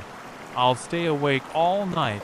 I'll keep a video camera rolling, and I'll record everything that happens. If the lights appear, I'll document them and cross-reference the data in real time. I want undeniable proof that something abnormal is happening up here. I prepared extra memory cards and fully charged all my devices. My hands shake whenever I think about stepping outside in the dark, but I know I have to do it. If the lights show up, it's almost midnight now, and the temperature is dropping fast. I can see the numbers on the digital thermometer ticking down. My breath catches in my throat. A creeping tension spreads across my shoulders. I force myself to stretch my arms and rotate my neck, trying to stay loose. My heart thuds against my chest, and sweat prickles my forehead. The tower's interior lights are the only illumination. Aside from my laptop screen, outside is pitch black. I open the blinds and look at the stars. They're bright tonight, but they don't comfort me. A few minutes ago, I heard a distant scraping noise, almost like claws on metal. It came from the direction of the generator shed. I paused everything and listened, but it stopped now. Every small creak or pop makes me jump. The tension is suffocating. I've never felt this wound up in my life. My spine feels like it's locked in place, and my breathing is shallow. I can't tell if it's the altitude, the cold, or my nerves. The clock on my computer reads 11:57 p.m. 3 minutes until midnight, then the new day starts. And we're exactly 33 days from the last peak. I can't deny the pattern. My data doesn't lie. I glance at the electromagnetic meter again. The needle is inching higher. I swallow hard, my throat dry. I rub my palms on my pants to wipe off the sweat. My heart pounds like a drum. I reach for the camera, switching it on. The tiny red light glows, and the lens adjusts with a soft whir. I can't predict exactly what will happen, but I know something is about to begin. My body feels that there's an energy in the air, a thickness that makes it hard to focus. The weather station feels too small, like the walls are closing, and I run my tongue across my lips, trying to summon some moisture. I step toward the window and lift the camera, pointing it at the sky. The wind outside is still, which is unusual for this time of night. I hold my breath and wait. A faint glimmer appears in the distance, a small point of white light dancing along the horizon. My heartbeat jolts. I zoom, and the light flickers, shifts color to a dull orange, and then back to white. My chest tightens, and a knot forms in my stomach. This is it. The cycle is repeating right on schedule. I tighten my grip on the camera and press the record button. My entire body tingles with adrenaline. I want to keep filming, but I also feel an urge to run outside to see it without the glass in the way part of me is. Afraid of what I'll find, I take a step toward the door, not sure if it's the right move. The radio crackles in the background, just static. I hesitate, hand on the doorknob. My breath is shallow. I remind myself I need the best evidence possible. I yank the door open and step into the freezing air. My breath condenses in front of my face. The cold immediately presses against my skin. I can feel my heart pounding in my chest and a slight tremor in my legs. I aim the camera at the sky. The light glows strongly now. It's moving in a slow circle. The hair on my arm stands up. My pulse hammers in my ears. I record for several seconds, then shift my angle. The mountains are mostly silhouettes against the sky, but that glow stands out like a beacon. The quiet is overwhelming. There's no wind, no rustling of animals, just my own breathing. Suddenly, I hear a metallic clang from behind the station near the generator shed. I whip around, shining the camera's light in that direction. Time, my heart feels like it's about to burst from my chest. I don't see anything at first. Then I notice the corner of the shed door is bent slightly outward, like something tried to pry it open. A wave of nausea hits me. I inch closer, keeping the camera up. My hands tremble so badly that the video will probably come out shaky. The metal door looks scratched, and there's fresh scarring on the paint. I step back, scanning the darkness for any sign of movement. My lungs are tight, and I'm shaking from both cold and fear. I don't see anything else. Then I glance at the sky again. The light is gone. The only things up there are normal stars. I spin around searching, but there's no sign of that glowing orb. My stomach clenches, and I feel sweat on my brow. Despite the cold, I don't know if I'll ever figure out what's behind these patterns or the lights. I just know they're real, and they're happening right above me. The cycle keeps repeating, and the animal keep acting strange. This station, once a place of routine, now feels like a trap. I'm tired, my nerves are shot, and my head hurts constantly, but I can't walk away without answers. For now, I'll keep gathering data, keep the cameras rolling, and hope I can stay rational long enough to see this through. I've worked as a night guard at the Brereton Museum for about 6 months now. When I first got the job, I felt pretty lucky. It paid better than my old warehouse gig, and the schedule fit my lifestyle. I never minded working nights, and I figured guarding a museum would be straightforward. Walk around every hour, check the exhibits, make sure no one's sneaking around, and fill out some incident reports if anything goes wrong. I didn't expect to see what I saw last week. I didn't expect to see statues shift position when no one was watching, and I definitely didn't expect to catch them on camera performing some kind of strange silent ritual. I'm telling you this because it still doesn't feel real, but I know what I saw. There's no doubt in my mind. Every shift I arrive around 8 at night. I pass through the main lobby, greet the evening staff, and wait for them to leave. By 10 o'clock, the museum is empty, except for me, and on some nights another guard on the second floor, but most nights it's just me. The first time I noticed something strange was about 2 weeks ago. I was doing my normal patrol on the first floor. Our museum has a large collection of marble statues, most of them from the 18th and 19th centuries.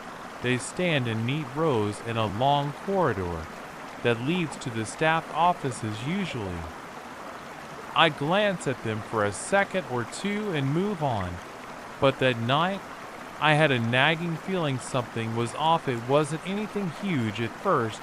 It was a sculpture of a man wearing Roman-style armor. Normally, he faces straight ahead, with a sword resting by his side.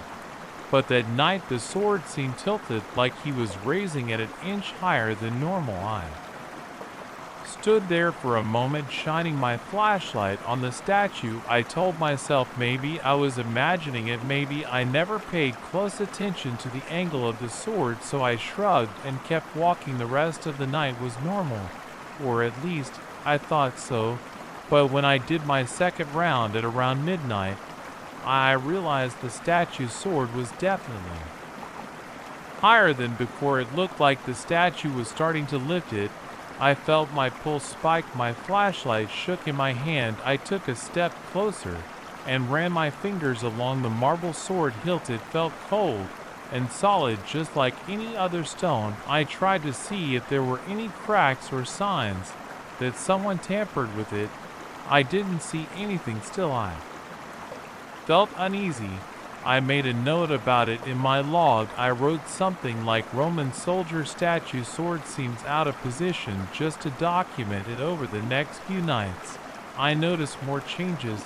It wasn't just that one statue. The woman holding a vase seemed to turn her head slightly. The man kneeling on a pedestal looked like he rose another inch off the ground. Small changes, but enough to catch my eye. Every time I'd freeze for a second, stare at the statues, and feel a chill in my chest. It was the way they seemed to be coming to life bit by bit. Nothing big, no large leaps or gestures, but subtle shifts that made no sense. Around that time, I decided to check the security footage for the corridor.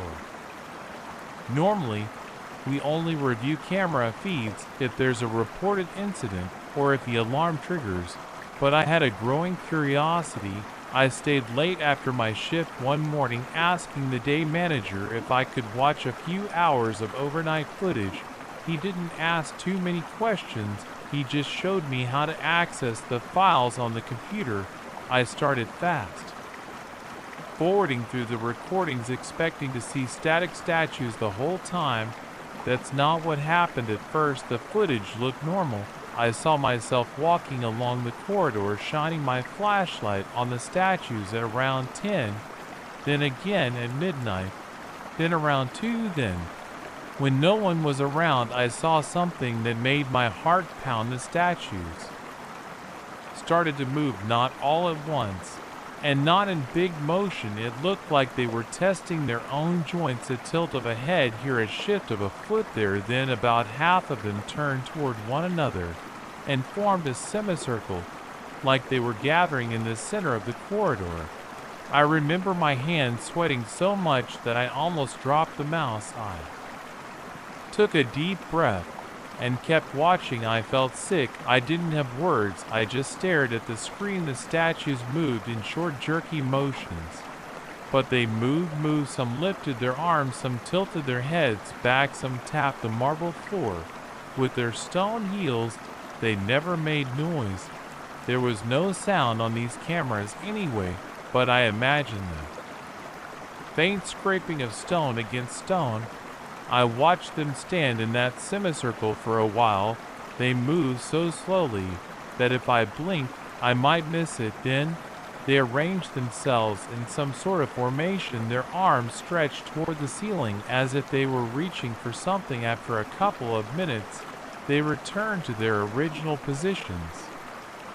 By the time I came back on camera for my next round, they were motionless. If I hadn't seen the footage, I never would have believed it. They looked like ordinary statues. When I walked by, I felt a twist in my stomach, like my body wanted to reject what I was seeing, but it was right there on the screen. I copied the footage onto a USB drive because I wanted some proof of what was happening. I didn't show it to anyone right away. I spent the next day thinking about it, barely sleeping. My mind kept replaying the images of those statues moving on their own. I tried to convince myself it was some glitch, some editing trick, or a problem with the cameras. But I knew the cameras were in good shape, and I seen the subtle changes with my own eyes. The following night, I felt more on edge. I tried to do my rounds like usual, but my heart pounded with every step. I kept looking over my shoulder, shining my flashlight at the statues more than normal. I stepped closer to them, than I ever had before checking for hidden joints, hinges, or anything that could explain their movement. I found nothing around midnight. I stationed myself near the camera room. I wanted to watch the live feed, see if they moved. While I was sitting there, I sat in front of the monitor scanning each camera for a while. It was dead still. Then about an hour later, the feed from the statue corridor flickered slightly. I leaned forward.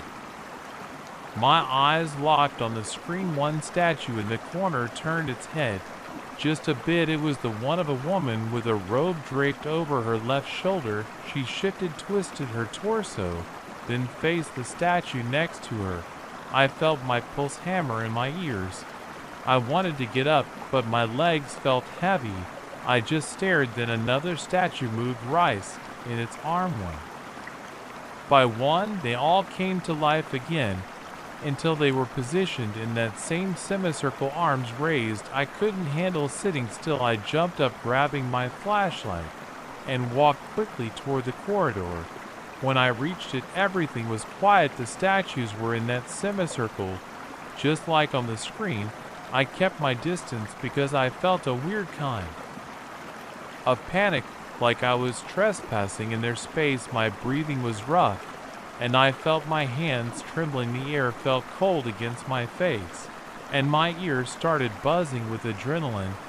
I shined the flashlight across the group. Their faces looked blank and serious, with no traces of warmth or softness. I'm not sure what I expected them to do, but they stood motionless. After a few seconds, I heard a faint scraping sound. It was coming from behind the largest statue, the one that looked like a knight holding a shield. I moved my flashlight toward it and saw his stone foot slide in an inch across the floor. My chest tightened.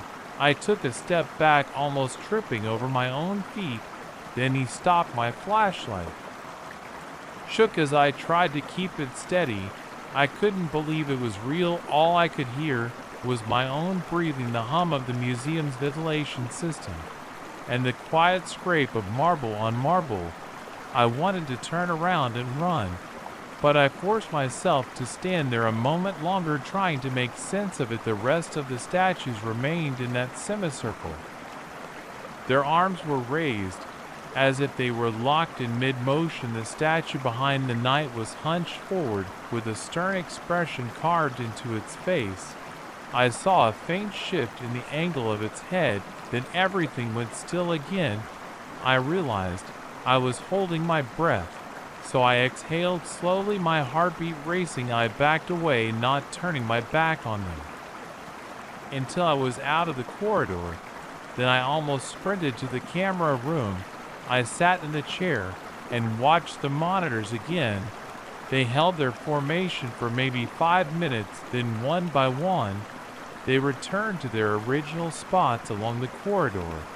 When I went back to check, it was as if nothing had happened. They were all in their usual places, looking completely ordinary. Over the next couple of nights, I tried to figure out a pattern to their behavior. I reviewed more footage. The statues seemed to do this ritual every night around the same time. It lasted roughly half an hour, sometimes a bit more. They formed that circle, raised their arms, and then reversed their movements, ending back in place. Sometimes a few statues would linger, as if they had trouble returning to their original positions. One in particular, a tall figure with outstretched arms, tended to remain facing the opposite direction until the last second. It looked like it was reluctant to go back to being just a statue. I haven't told my supervisor yet. I'm worried no one will. Believe me, the USB drive with the footage is hidden in my backpack at home. I'm thinking about showing it to a friend of mine who's a tech-savvy guy. Maybe he can confirm there's no editing or trick. I'm still hesitant to go public with this because it sounds ridiculous.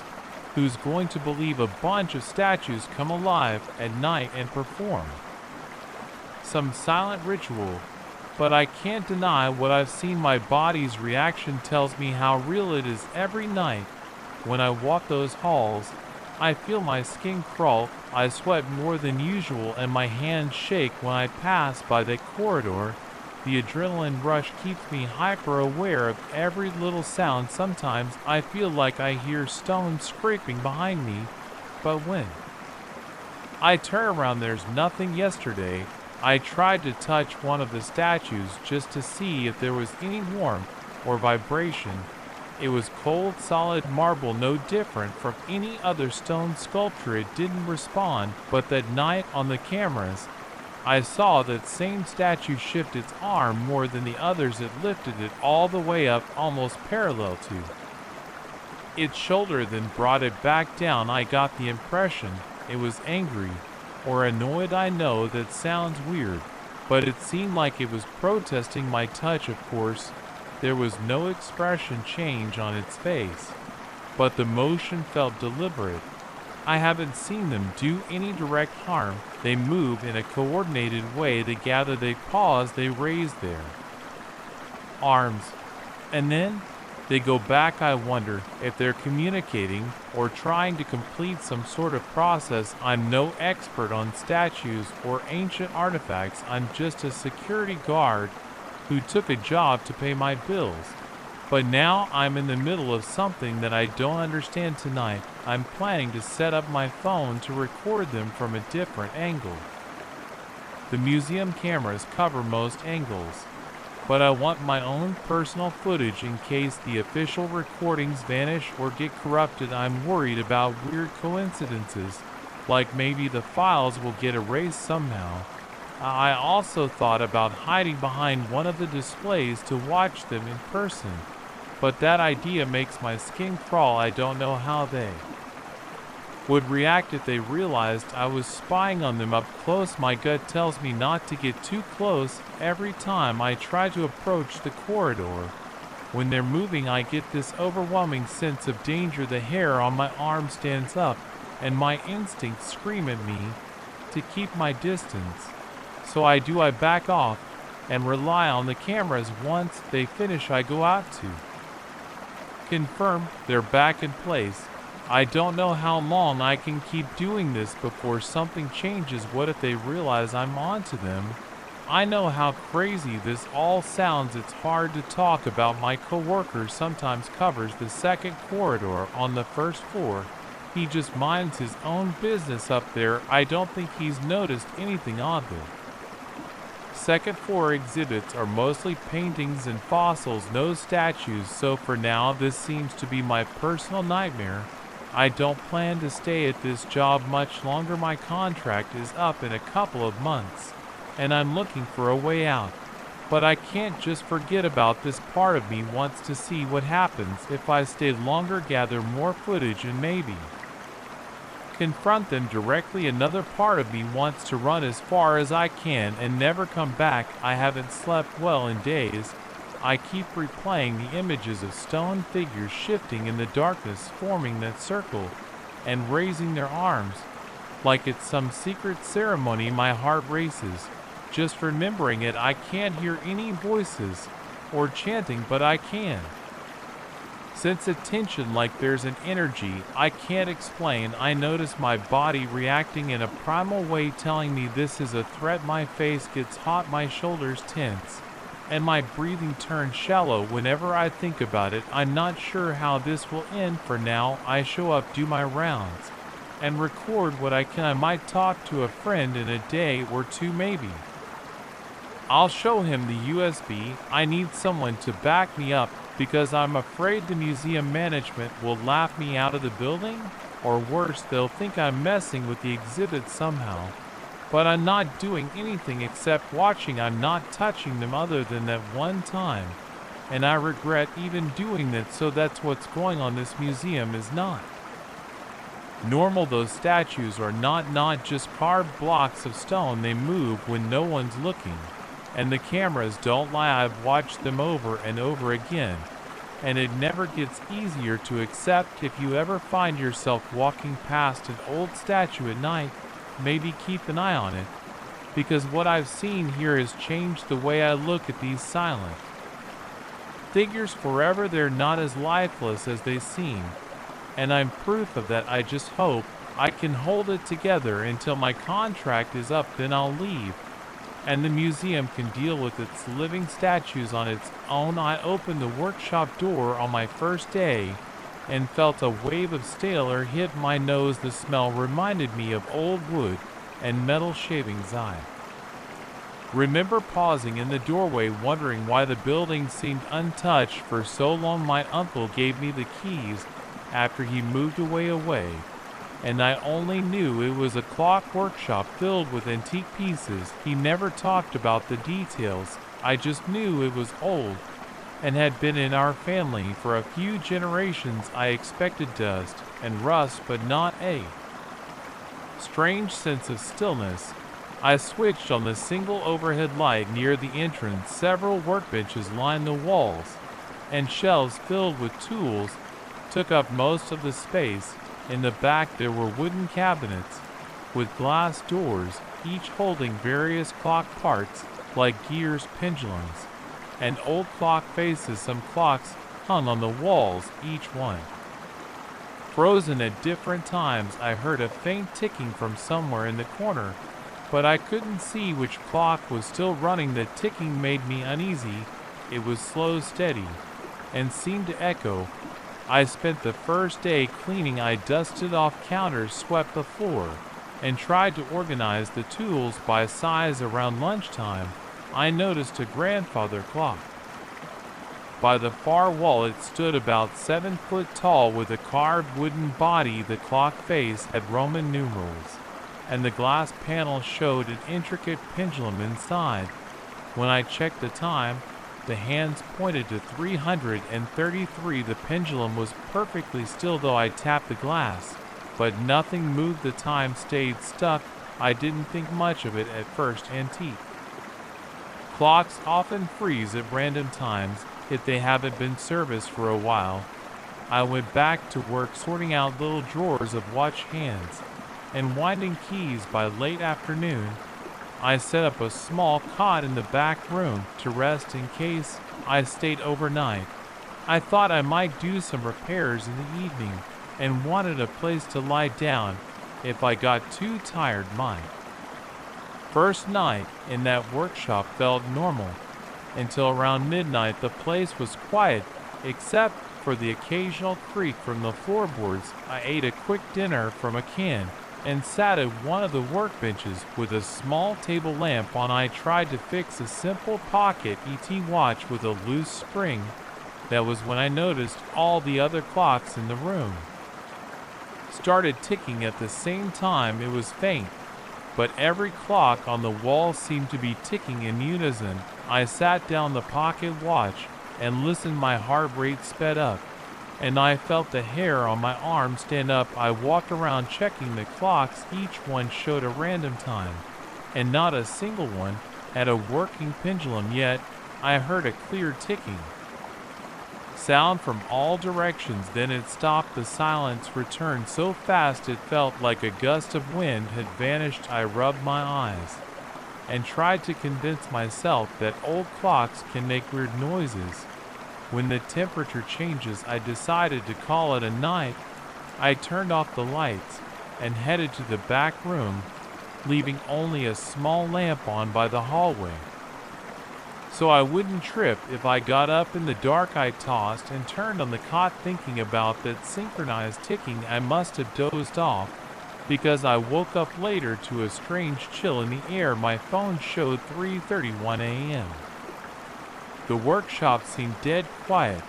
I got up, grabbed a flashlight, and went to the main area. My footsteps sounded loud on the floor, and I saw the shapes of clocks along the walls in the flashlight beam. At 3:33 exactly, every clock in the workshop chimed in a low, muffled way. I can't explain it well.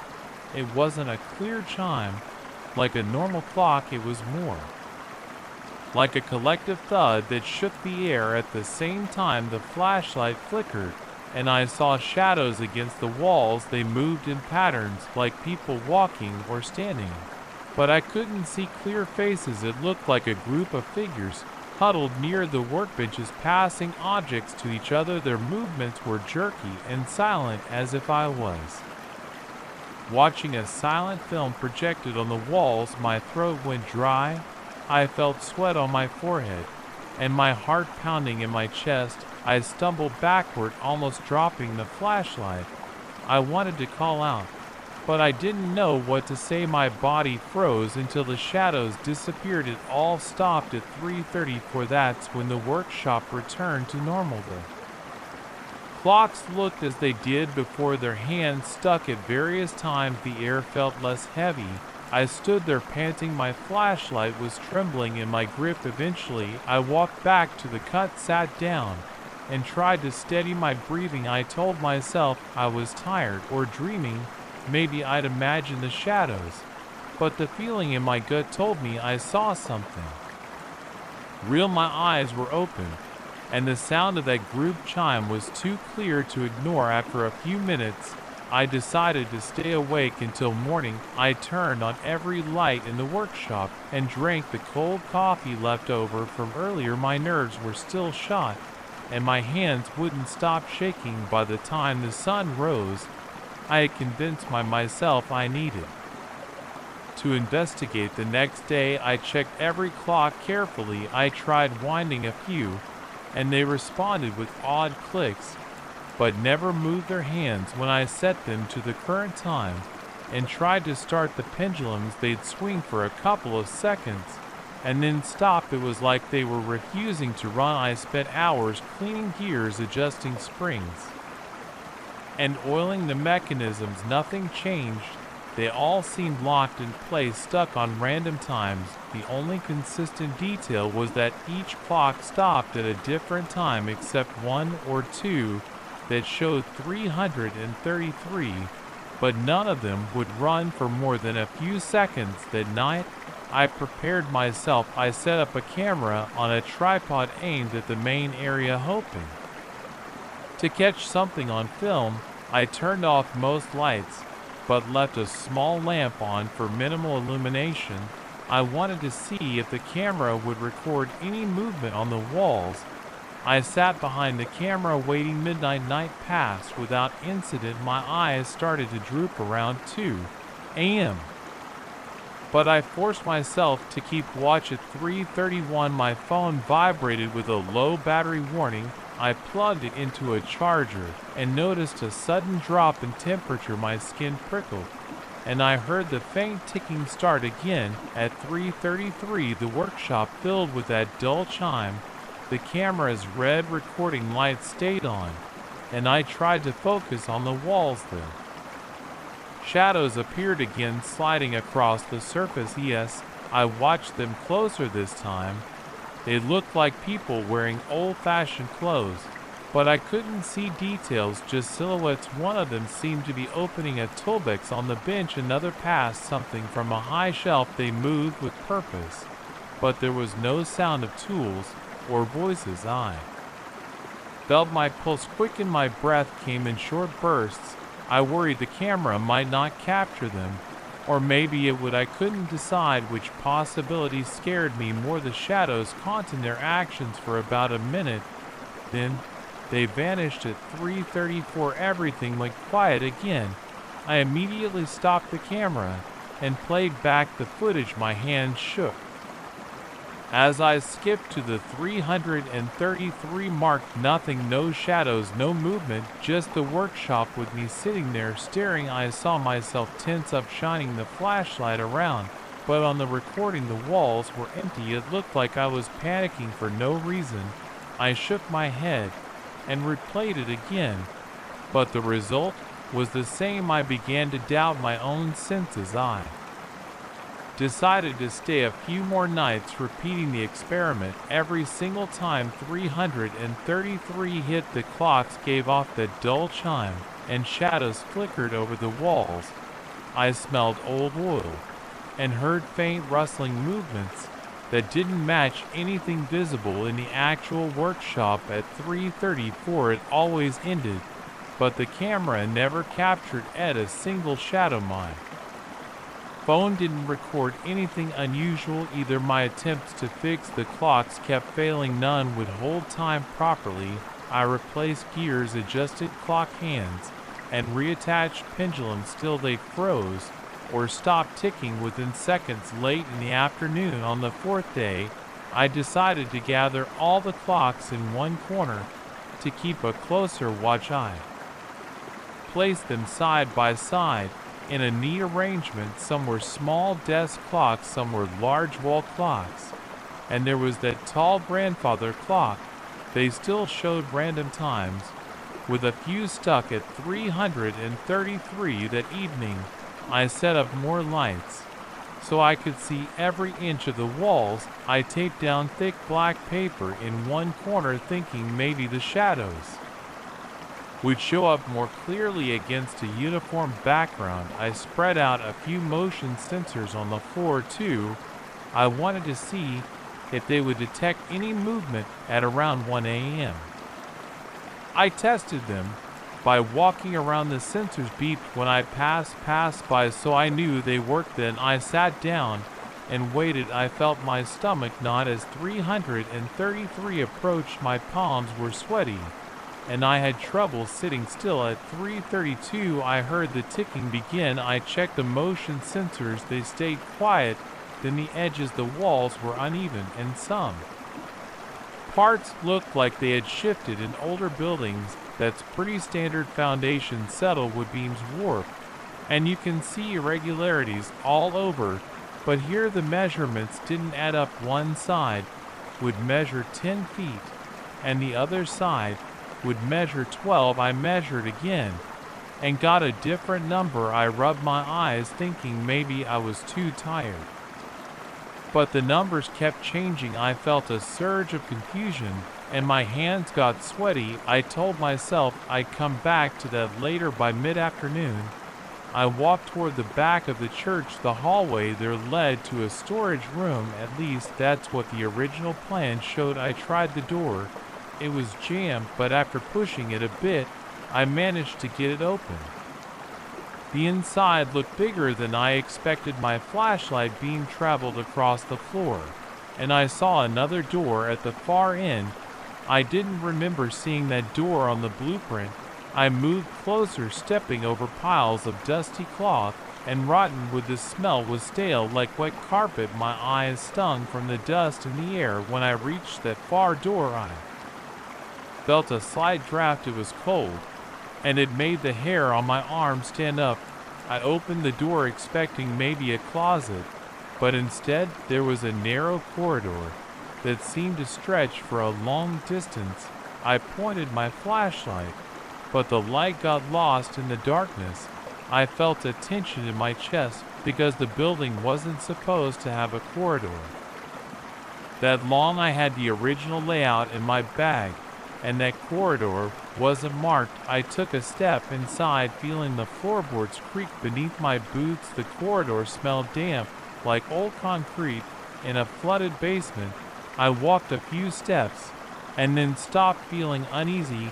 The corridor seemed to go on, and I couldn't see any windows or doors on either side. My flashlight wasn't strong enough, felt thicker than normal. My pulse quickened, and I noticed the back of my neck was getting hot. I backed out of there, deciding to check it in daylight. I thought maybe I'd gotten turned around, that maybe the corridor led to an extension of the church, but I couldn't shake the feeling that something was wrong with that layout. I closed the door carefully and left. That evening, I set up a small station in the main hall. I had a folding table with my laptop, a few portable LED lamps, and my measuring gear. I planned to spend a few nights there because the client wanted a quick turnaround. The sun started going down around 7. The stained glass windows turned dark, and the interior felt colder. I switched on the lamps, but the light didn't travel far. It felt like the shadows swallowed the edges of the room. While I reviewed my notes, I heard a low scraping sound behind me. It was faint, like wood sliding against wood. I spun around, shining a flashlight in the direction of the noise. I saw a door on the far wall that I hadn't noticed before I felt a jolt of adrenaline. I could have sworn there hadn't been a door there a few hours earlier. I stood up, walked over, and touched the door surface. The wood looked old, but the hinges appeared clean, like they'd been maintained. My breathing got shallow, and my fingers trembled a bit on the knob. I opened it, and a rush of stale air hit my face. I saw another corridor, narrower than the first one I'd found, leading off to the right. The ceiling was lower, and I could see cobwebs in the corner. My heart was pounding so hard I could hear it in my ears. I stepped inside carefully. The walls were made of stone, and the air felt damp. The corridor turned sharply after it. About 20 foot, I followed it, feeling my gut twist with each step. I told myself I was just doing my job, that I needed to understand the building's layout. But every nerve in my body was on edge. Around the corner, I found a dead end with a small door on the left wall. It was locked. I tried pushing it, but it wouldn't budge. Then I noticed some strange carvings near the handle. They looked like small diagonal lines etched into the stone. I touched them, feeling the rough texture. It didn't seem like anything special, so I turned back. By the time I got back to the main hall, my head was aching, and my stomach felt uneasy, like I'd been holding my breath for too long. I realized it was close to midnight. I could see the sky through the broken roof in the back, and the moonlight created odd shapes on the floor. I decided to lock up and sleep. I had a small cot set up against one wall. I draped a tarp over it, because the roof in that section leaked a bit.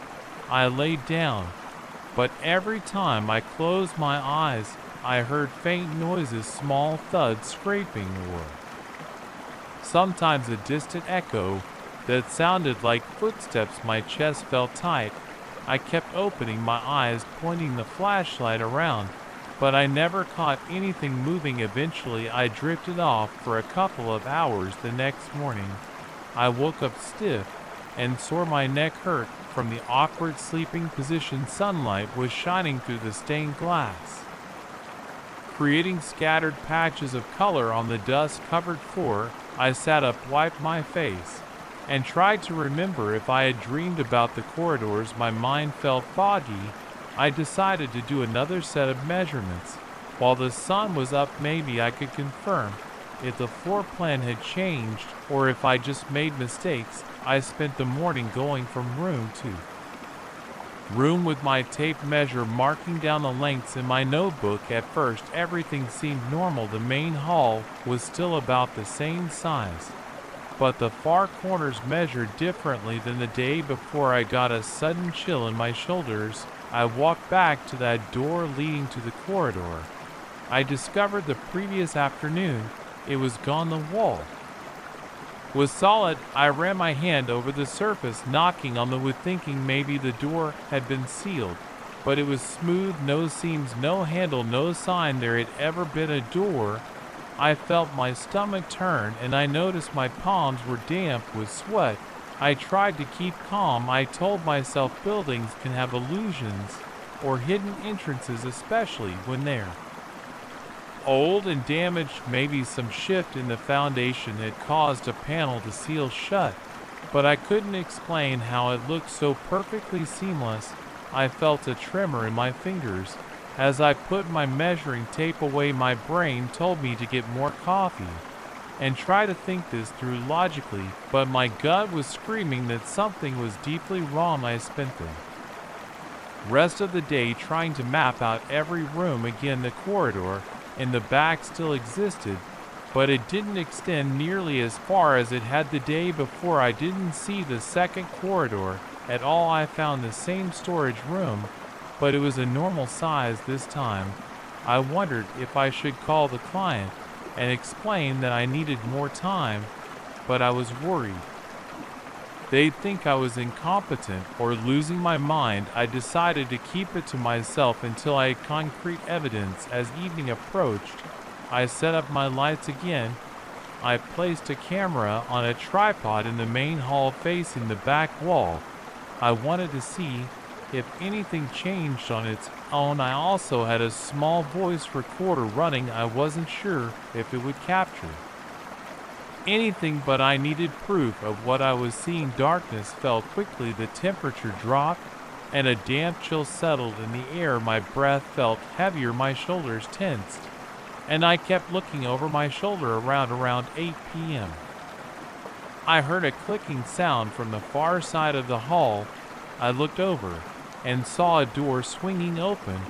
I walked toward it, my flashlight shaking in my hand. The door led to a corridor going off at a steep angle. This corridor didn't exist during the day. I glanced at the camera on the tripod, noticing it was pointing in the other direction. I cursed under my breath because I hadn't aimed it where the change occurred. My mind raced, but I pushed forward, determined to document everything. I moved into the corridor. It felt cramped, and the walls seemed to press in on me. My flashlight beam flickered, and I tapped it, hoping the battery wasn't dying. The corridor turned twice, each time revealing another stretch of hallway. The floorboards groaned. I could smell damp stone, and old with the hair on my arms was standing up again. At the end, I reached a heavy door with iron handles. I pulled on one handle, and it creaked open. The door led into a small chamber with no windows. I stepped inside, sweeping the flashlight across the walls. The chamber was about 15 feet square. The walls had dark stains that might have been water damage. I saw a small table in one corner covered in dust. An old lantern sat on top of it, with a cobweb stretching from the handle to the wall. I reached out and touched the lantern. It was cold and rusted, but it moved when I nudged it. Behind the lantern, I noticed a narrow opening in the stone. It looked like the start of a stairway going down. I felt my throat tighten, and a wave of anxiety washed over me. My instincts told me not to go any further, but curiosity won out. I approached the opening. The steps descended into darkness. The air coming up from below felt colder, and I could hear a faint dripping sound. My flashlight barely penetrated the gloom. I hesitated, wondering if I should go back and give my camera or call for help, but I took a step onto the stairs, and my foot slipped on the slick surface. I grabbed the wall to steady myself, and my fingers touched a slim, lichey growth on the stone. I jerked my hand back, feeling nauseated. I forced myself down a few more steps. The dripping sound grew louder, echoing in the tight space. My heart hammered in my chest, and sweat trickled down my back. After maybe 10 steps, I reached a landing. The flashlight revealed a low ceiling and a passageway to the left. I heard a sudden thud from somewhere deep in the darkness. My mind went blank for a moment. My body tensed so hard that my shoulders ached. Every instinct told me to leave, so I turned around and hurried back up the stairs. I felt short of breath, almost panicked. The sense of being watched was overwhelming. When I got back to the chamber, I pulled the door shut behind me. It closed with a bang that echoed in the small room. Then I jogged down the corridors until I reached the main hall. My eyes darted around, checking if anything else had changed. I ran to my camera and stopped the recording. My hand shook as I fiddled with the buttons. Then I realized something. The corridor I just come out of looked different. The angle was sharper, and the door that had opened on its own was missing. I felt like I was trapped in a nightmare. I rushed over to where the door had been, but there was only a blank wall. I pressed my palm against it, feeling the cold stone. I knocked on it, and it felt solid. My breathing was ragged, and I could hear my pulse pounding in my ears. I glanced at my watch. It was almost midnight again.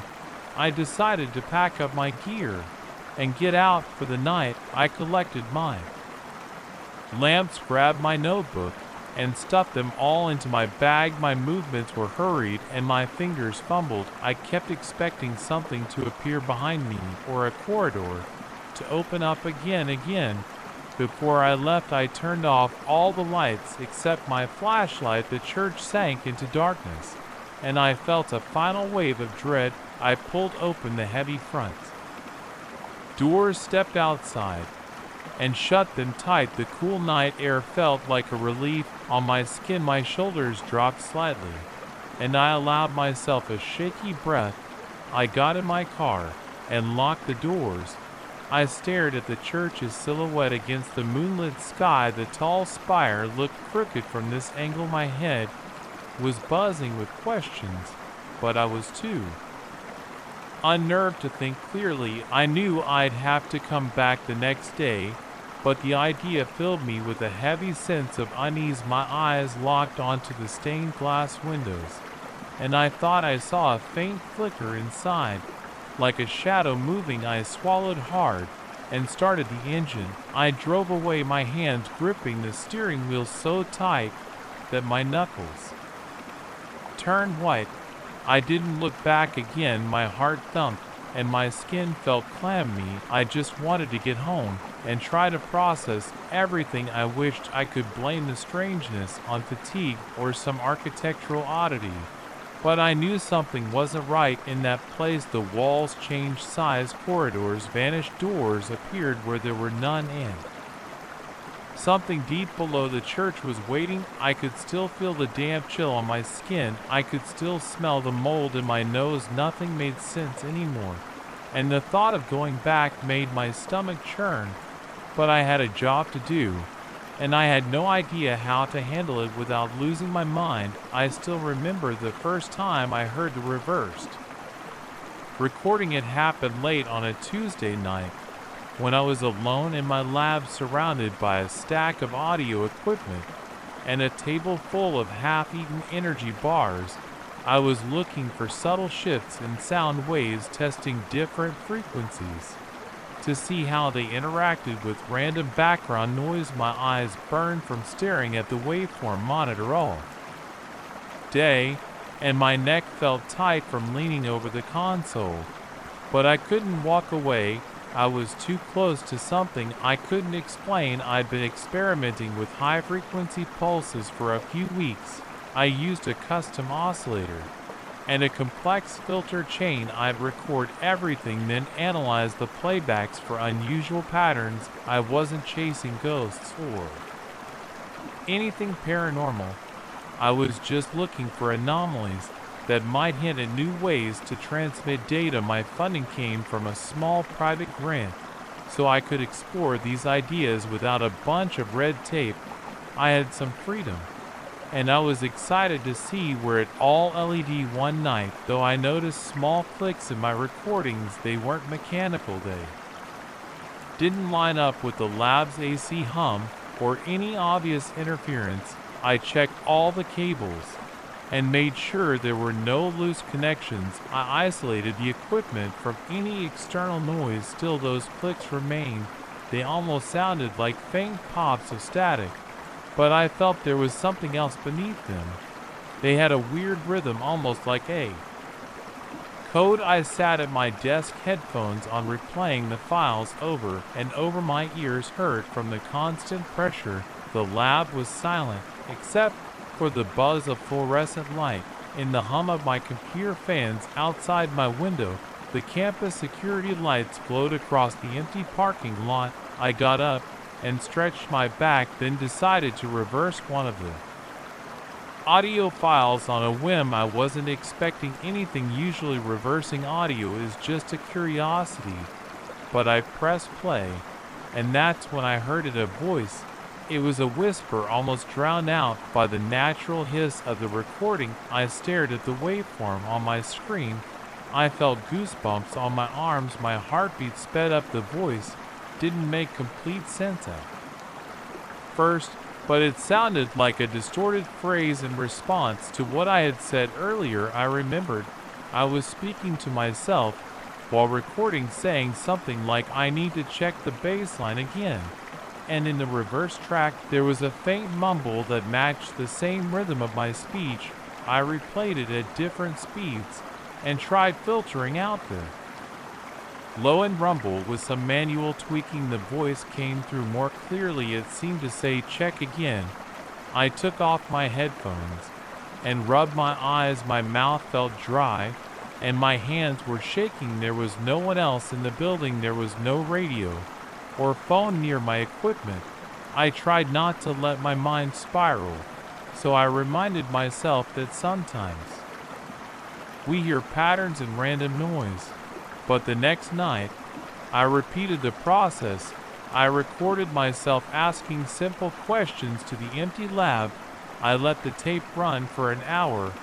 I walked around, tested some frequencies, and made idle chatter into the mic. Then I reversed the playback. This time, I heard the voice again, and it sounded more distinct. It answered my question about how I should adjust the frequency lower. I listened about 100 times, my stomach twisting in knots. The word lower was faint, warble, and slow, but it was their sign in the exact spot where I'd asked, should I go higher or lower?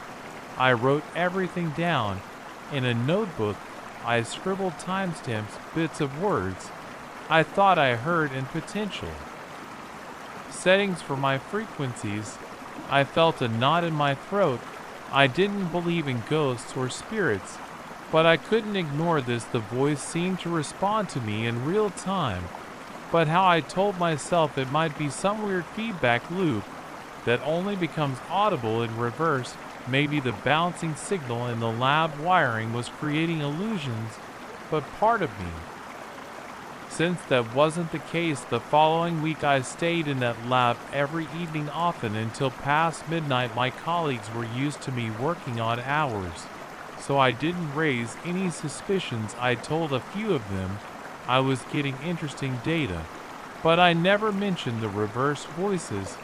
I wanted to verify this phenomenon without sounding like I'd lost my mind. Each night, I recorded my tests, and each time I reversed the playback. Each time I heard more phrases. They were never loud or direct. They were always hidden under static and noise, as if the voice lived in the negative space of my recordings. I started to ask direct questions. What is your name? No answer. Where are you from? No answer. But when I asked, is anyone there, I got a soft whisper that sounded like yes. I got the chills. The hair on my neck stood up. My hand shook so badly that I spilled my coffee on the console. I cursed under my breath and jumped up to grab paper towels. Then I returned to my seat and replayed that segment until my ears rang. It was real, or at least it felt real to me. Sometimes I'd sit at the console with a creeping sense of unease. The lab, which once felt like my second home, became a place that made my skin crawl. I'd hear the air conditioner click on, and I'd startle. My heart would pound whenever the lights flickered.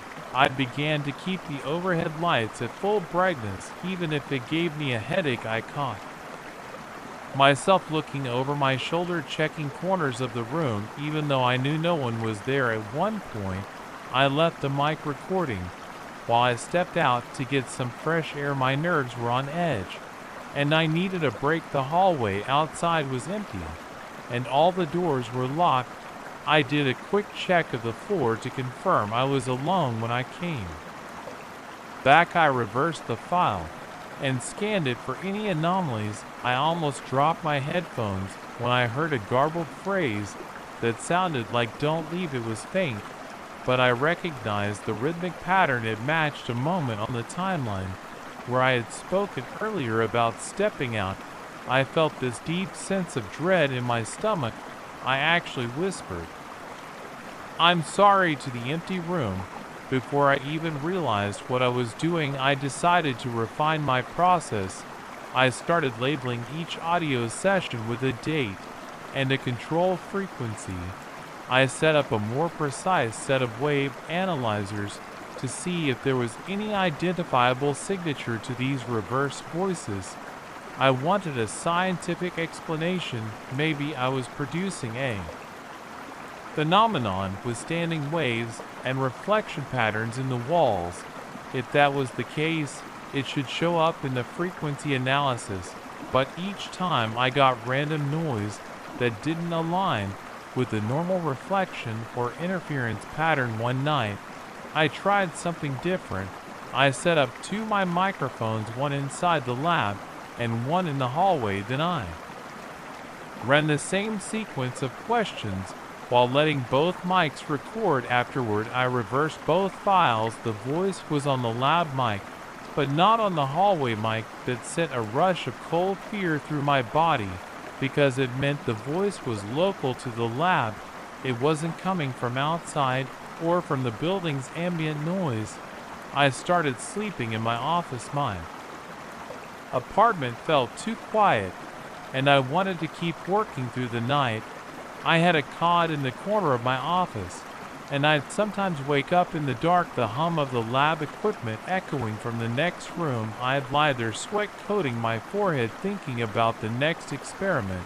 I kept imagining that voice showing up while I was asleep, but I never let myself record while I slept. Something about that idea was too unsettling. After another week of intense sessions, I noticed the voice seemed to get clearer as I increased certain high-frequency modulations. It wasn't louder exactly, but it sounded more defined. It started forming short, clear words, like yes, no, wait, or stop. I got the impression it didn't like some of my frequencies. One night, I cranked the oscillator too high, and when I reversed the recording, I thought I heard the voice say it hurts. That hit me like a punch in the gut.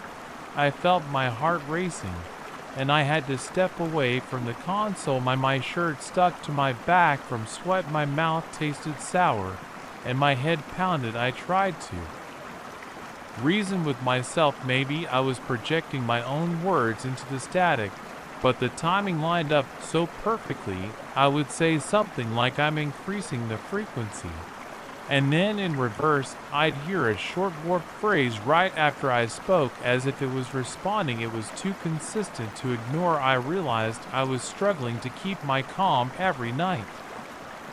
The tension in the lab grew. The thought of hearing that voice again filled me with a weird mixture of anticipation and dread. Eventually, I decided to speak directly to it. I set up my gear for a controlled test. I picked a frequency range that seemed to yield the clearest results and let the tape run. I said, I know you're in here. Are you with me right now? Then, I waited a minute in silence. I asked a few more questions. Why can you only speak when I play this backward? Can you hear me right now? After about an hour, I stopped the recording and reversed it. At first, all I heard was the usual hiss, then a few quiet pops. Then I heard a breathy sound that might have been a word. I replayed it, adjusting filter, straining to hear each syllable. It sounded like hear you. My eyes stung, and I blinked hard. My breathing got shallow. My fingertips went numb. I sat back in my chair, trying to keep my composure. I spoke into the microphone without recording, just talking out loud. I said, what the hell are you? No response. Obviously, that's not how it worked. The voice only manifested on the reverse playback. The next night, I tested again. This time, I asked it directly if it was aware of me in real time. Then I reversed the tape and listened. I thought I heard it say yes, followed by some muffled sounds I couldn't decipher. It was like there was more to the message, but it was drowned out and static. My scalp tingled and my chest felt tight. I started pacing the room, mumbling to myself, trying to make sense of everything. I also noticed that the voice never gave me detailed explanations or long sentences. It was always short, direct, and somewhat cryptic. It rarely used more than a few words at a time, but it did seem to recognize I had some kind of boundary. Whenever I tried to push the frequency range too far, I'd get nothing but bursts of static. Whenever I stayed in the sweet spot, I'd get those faint responses. As the days went by, I found myself talking to it every night just to see if it would respond. I tried to keep my composure, but I was running on very little sleep. My eyes were bloodshot, and I had dark circles under them. My hands trembled from too much caffeine, my back ached from sleeping on that old cot. But I felt compelled to keep going. Sometimes I caught my own reflection in the lab window and barely recognized myself. I was jumpy and paranoid. The slightest sound made me clench my jaw. I didn't involve any other person in the lab because I was afraid they'd think I was insane. This wasn't the sort of thing I could easily explain, so I kept it to myself. I reviewed the data, tried to find a rational explanation, but I kept hitting a wall. The voice appeared to communicate directly with me through reversed audio. I couldn't dismiss the evidence, yet I couldn't share it without risking my reputation. One night after a long session, I decided to ask it one more thing. I asked, "What do you want me to do?" I waited, then reversed the file. I heard a soft, drawn-out whisper that sounded like stop. My chest tightened, my hand went cold against the metal console. I felt that small request flow over me like an actual presence in the room. I sat there, breathing hard, staring at the waveform on my screen with sweat beading on my forehead. I listened to that stop at least 50 times. It was the clearest single word I'd ever captured. It was a direct command, like it knew exactly what I was asking. I leaned back in my chair and felt a wave of fatigue wash over me. I was exhausted both mentally and physically. My hand shook and my mind raced with possibilities. Why was it telling me to stop? I looked at all my equipment, the cables, the recorders, the computers. I thought about how many nights I'd spent chasing this mystery. My heart pounded, and my breath came in short bursts. Part of me wanted to shut everything down and walk out. Part of me wanted to keep pushing, but I was afraid of what I might discover. I realized I was more scared of continuing than I was of quitting. I reached for the power switch on my console, and I stared at it. For a long moment, my reflection in the glossy surface showed a tired face, eyes wide with tension. My skin felt cold and clammy. My head pounded. I could almost hear my own blood rushing in my ears. Then I flicked the switch and let the hum of the machines die out. The silence in the lab was overwhelming. I sat there in the darkness, with only the emergency exit light glowing in the corner. I felt my heart slowing down, and I took a shaky breath. I packed up some of my notes. I shut down the rest of the equipment, one piece at a time, making sure I labeled everything carefully. My hands trembled as I locked the drawers.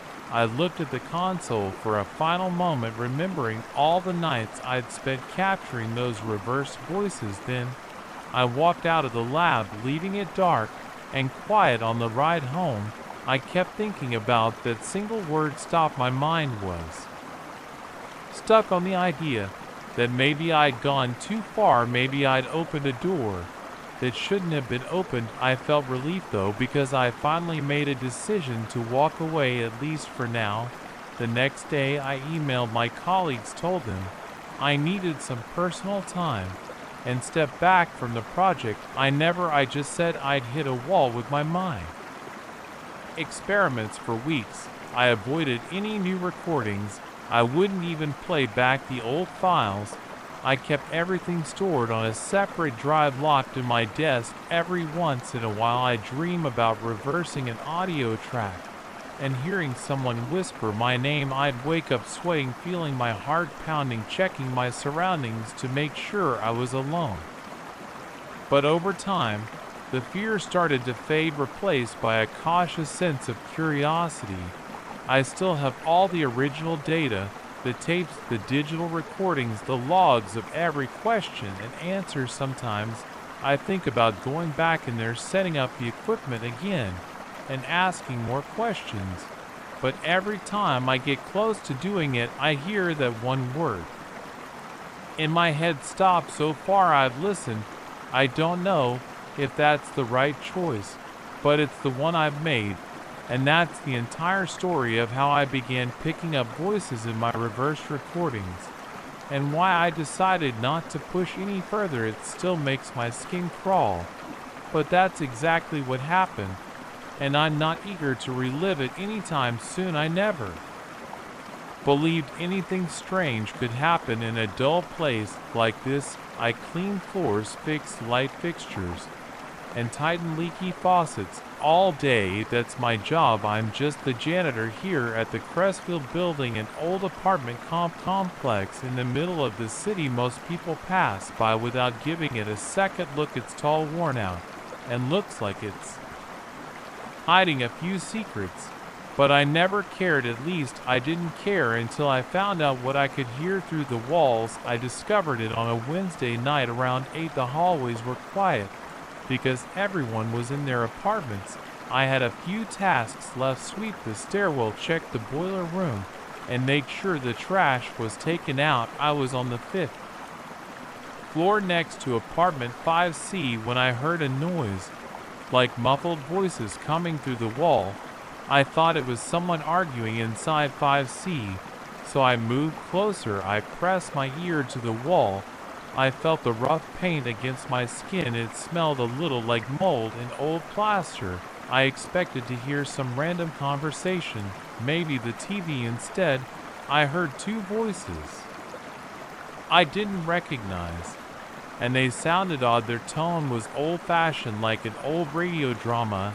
I strained to understand them. My heart pounded in my chest, and my palms started sweating. It felt like I was eavesdropping on something that shouldn't exist. I stepped back fast. My foot bumped against my broom, and I almost lost my balance. I looked around the hall. Everything was quiet. The single overhead light flickered a bit. The cream-colored walls looked the same as always, but I couldn't shake off the feeling that I had just listened to something impossible. I pressed my ear to the wall again and waited. There was nothing. I decided I must have been tired, or maybe imagining things. I finished my tasks, left the building at 9, and tried not to think about it for the rest of the night.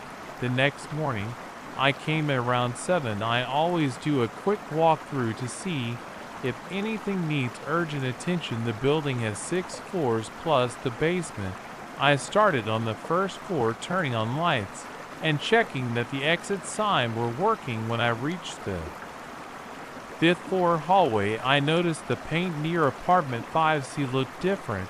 It was slightly darker, like it had aged overnight. The rest of the wall still had that fresher coat, but this one part seemed older, cracked, almost like it belonged in another decade. I touched it with my fingertips. It felt rough, kind of chalky. I couldn't figure it out. I even thought maybe the building's maintenance history was a mess, and the patch job was done years ago. But I knew that the entire 5th floor had been painted just 5 months earlier. I had been the one holding the paint roller. I couldn't stop staring at the small patch of paint. It was about the size of a dinner plate, maybe bigger. There was this strange line between the new paint and the old paint that just shouldn't be there. I felt my throat tighten. I moved on. I had a lot to do, and I didn't want to get stuck on weird stuff. But that night around 8 again, I was back on the 5th floor to check, like a flickering light bulb. As I replaced the bulb, I heard the voices again. This time, they were more distinct. It sounded like an argument. I put down the new bulb and got on my knees, pressing my ear right against the wall. I heard a man shouting about money. He mentioned a name, someone named Reynolds. He said Reynolds won't find out if we keep our mouths shut. Then I heard another voice, deeper and calmer, saying we already took the bribe. Just hide the documents. The language was direct with no sign of modern slang, and it echoed in a weird way. I couldn't place the era, but it felt old. I felt my chest tighten, my mouth went dry. I pulled away, breathing hard. The hallway lights seemed a little dimmer, like the building itself was reacting. I grabbed my toolbox and left the floor. I felt shaky all over in my mind. I kept replaying the conversation. Who were these people? Were they tenants? Was this something that happened years ago? And somehow, I was hearing it now. It didn't make sense. The next morning, the paint patch had grown. It stretched from the floor to the ceiling in a thick vertical strip. It looked like the original plaster from decades ago, with a layer of old wallpaper showing beneath the chipped paint. I ran my hand over it. Some of the wallpaper flaked off at my touch. Underneath, I could see a swirl pattern that matched a style from maybe the 1930s or 1940s. The rest of the hallway was normal, but this one section kept changing. It made me uneasy. My stomach churned. I decided not to report it to the management. They never listened to me anyway. They'd probably blame me for messing up the wall instead. I tried to figure it out on my own. I spent a few hours reading old maintenance logs in the basement. I found that the building was constructed in 1927 and had gone through multiple owners. There was a mention of some legal dispute in the 1950s involving forged documents. I saw the name Reynolds scribbled in the margin of an old file. It sent a shiver down my spine, because that was the name I heard through the wall that night. I waited in the 5th floor hallway. I turned off the overhead light so I'd be harder to see. I pressed my ear to the patch of old wallpaper and held my breath. At first, I heard a faint buzzing like static, then a voice. "I told you we could get in trouble." It was the same man as before, complaining in a hushed tone. Another man responded, "We already took the bribe. There's no turning back." I heard shuffling like papers being stacked or hidden. My body trembled. My heart hammered against my chest and my face felt hot. I glanced around the empty hallway, feeling a rush of cold sweat down my back. I couldn't deny it anymore. I was listening to people from decades ago. When I stood up, I noticed more changes. The hallway light fixture looked older. It used to be a modern LED dome, but now it was a dull metal scone with a bare bulb. The floors were also different. Instead of the usual worn-out linoleum, I saw scuffed wood boards. I bent down and touched one. It felt solid, real. The entire hallway had shifted into this older version of itself. I could smell old wood polish. My chest felt tight. My breath came in shallow gasps. I walked a few steps down the hall, listening to my own footsteps echo on the hardwood. My nerves were on edge. I wanted to get out of there, but I also felt drawn to it. I forced myself to walk to the elevator. The elevator doors, which were usually a dull silver color, had turned into a dark cage-like gate. I pushed the call button. I heard mechanical clanking behind the walls, heavier and louder than usual. When the elevator arrived, I saw old-fashioned controls. The capacity sign read half the usual limit. Everything smelled of grease and stale air. My legs were shaking, but I stepped in. I pressed the button for the lobby. The elevator lurched downward slowly. By the time I reached the 1st floor, the normal modern doors were back, and the hallway looked like it always did. I stumbled out and pressed my back against the wall, trying to calm down. My heart was beating so hard it was painful. I didn't understand how the building could physically change. It wasn't just an illusion. I felt those wooden floors. I smelled the old polish. It was real. After a few minutes, I managed to pull myself together. I finished my shift and headed home. But I couldn't stop thinking about it. The next day, things escalated. I was on the 6th floor to fix a dripping pipe in apartment 6B. As I stepped out of the stairwell, I saw a section of the hallway that looked completely different. The paint was a soft pastel green, and the floor was covered in pinkish tiles that definitely weren't there before. I recognized the style. It looked like something from the 1970s. My stomach twisted. I peered into 6B. The door itself was different, a simple wooden door with a brass handle. I knocked on it. No answer. The hallway was silent, except for the distant hum of old fluorescent lights. I knocked again, but nobody came. I decided to check the pipe later. I didn't feel Safe there, I moved down to the 5th floor, trying to avoid the walls that had changed. I kept my eyes on the ground. I didn't want to hear more voices or trigger more transformations. But I couldn't help it. My curiosity got the best of me. I pressed my ear to the wall near apartment 5C again. I felt a sudden sense of dread, like stepping into a dark basement alone. But I couldn't stop. I heard new voices, a man and a woman this time talking about the building's ownership. They were upset that Reynolds had sold off part of the property. Under the table, the woman said something about a crooked deal with city officials. I realized these secrets were piling up in my head. I felt a pain in my chest.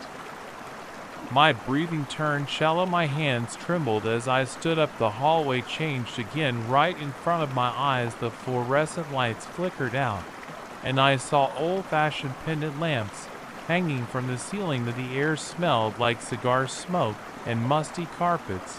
My chest tightened even more. I reached out to touch the wall, and the surface felt like that old wallpaper pattern again. I yanked my hand back. I rushed to the stairwell door, my feet slipping on the changing floor. The door felt heavier, like metal from an older era. I yanked it open, almost losing my balance. The stairwell was mostly normal, but some of the steps had turned into cracked cement. I took the stairs, was down to the lobby.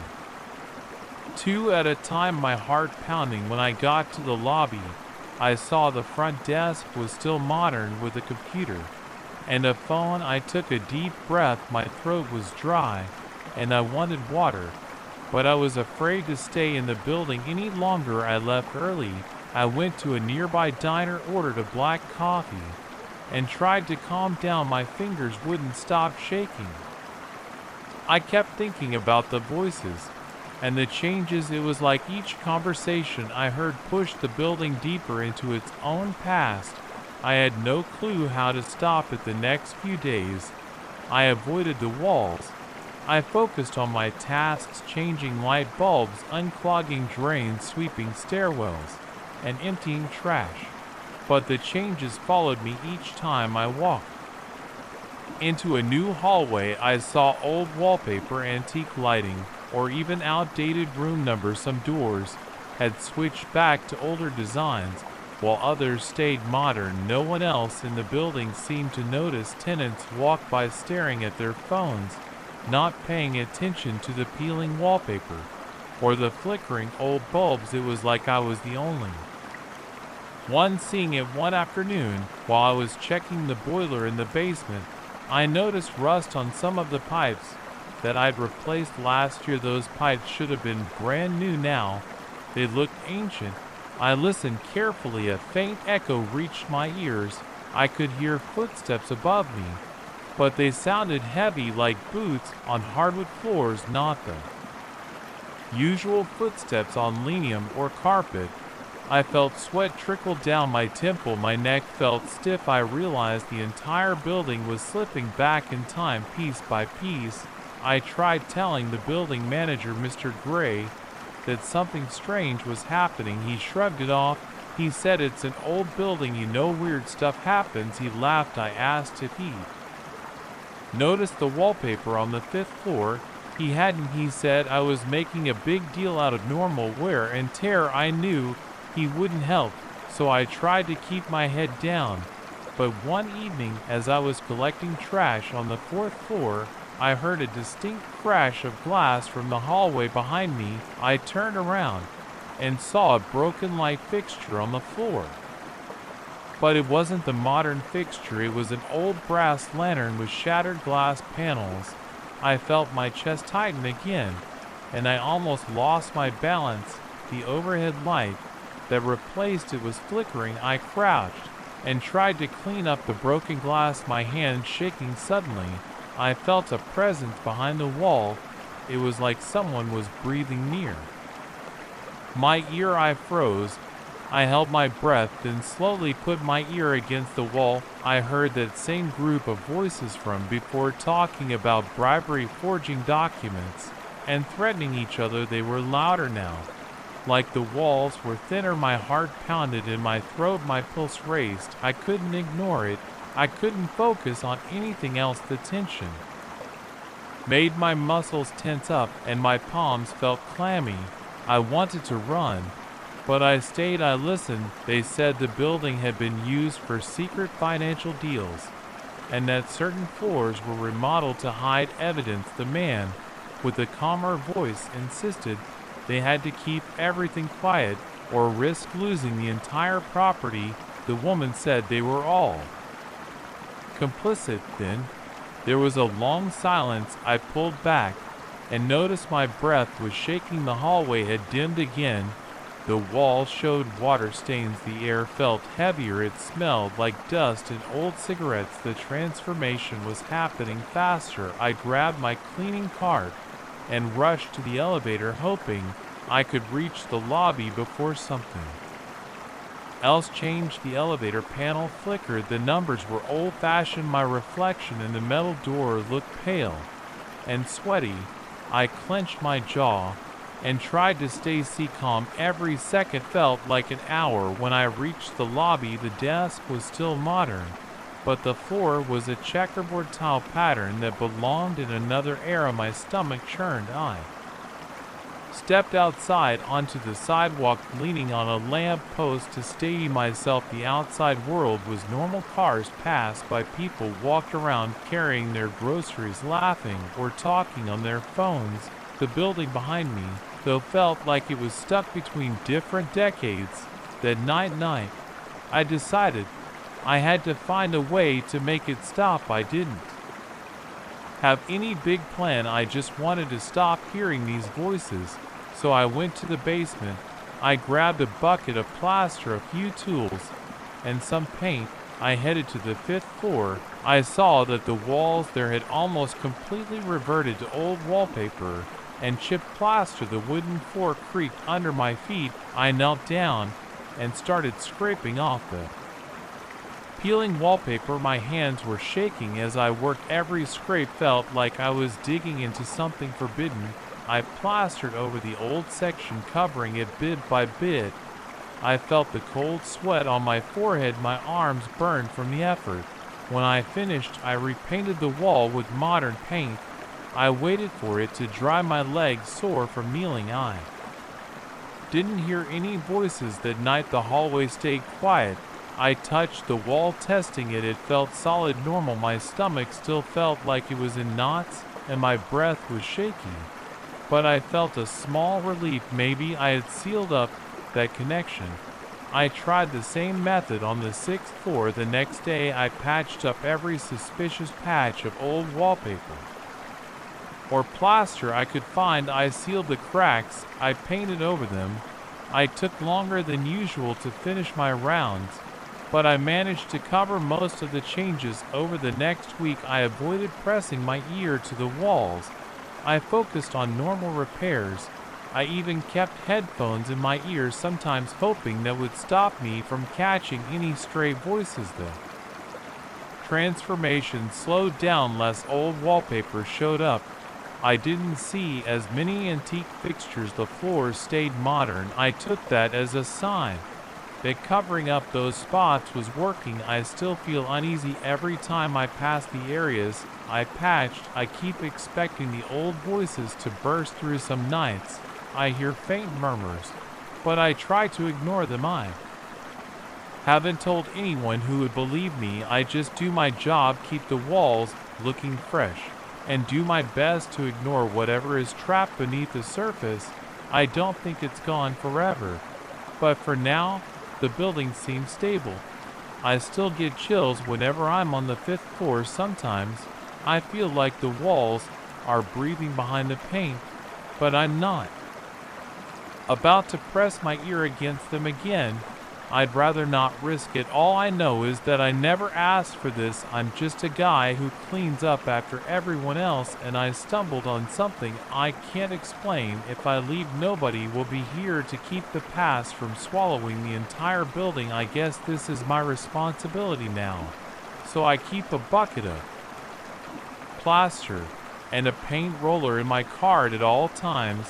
if the building starts reverting again, I'll do what I have to do. I'll seal it up and move on because I can't let the past break through. And I can't let those voices change the present any more than they already have. That's the truth, plain and simple. And if anyone asks why I'm always repainting them walls, I'll just say it's routine maintenance. They don't need to know anything else. I remember the day I picked up that Victorian mirror at an estate sale.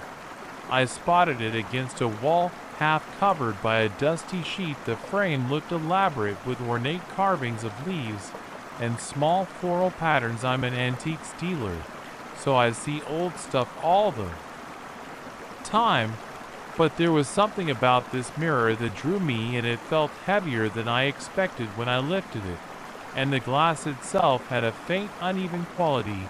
The woman running the sale told me it had been passed down through the family for generations. She didn't know much more than that, and she seemed eager to get rid of it. I paid a fair price and took it back to my shop. I run a small store in a quiet neighborhood.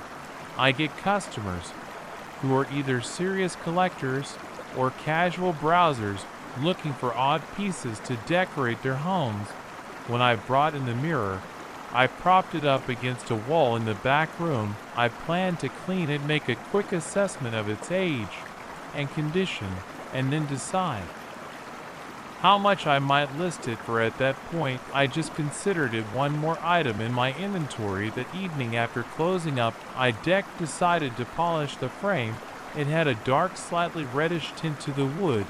As I wiped away the dust, I felt a few spots where the carving seemed deeper, almost like shallow gouges.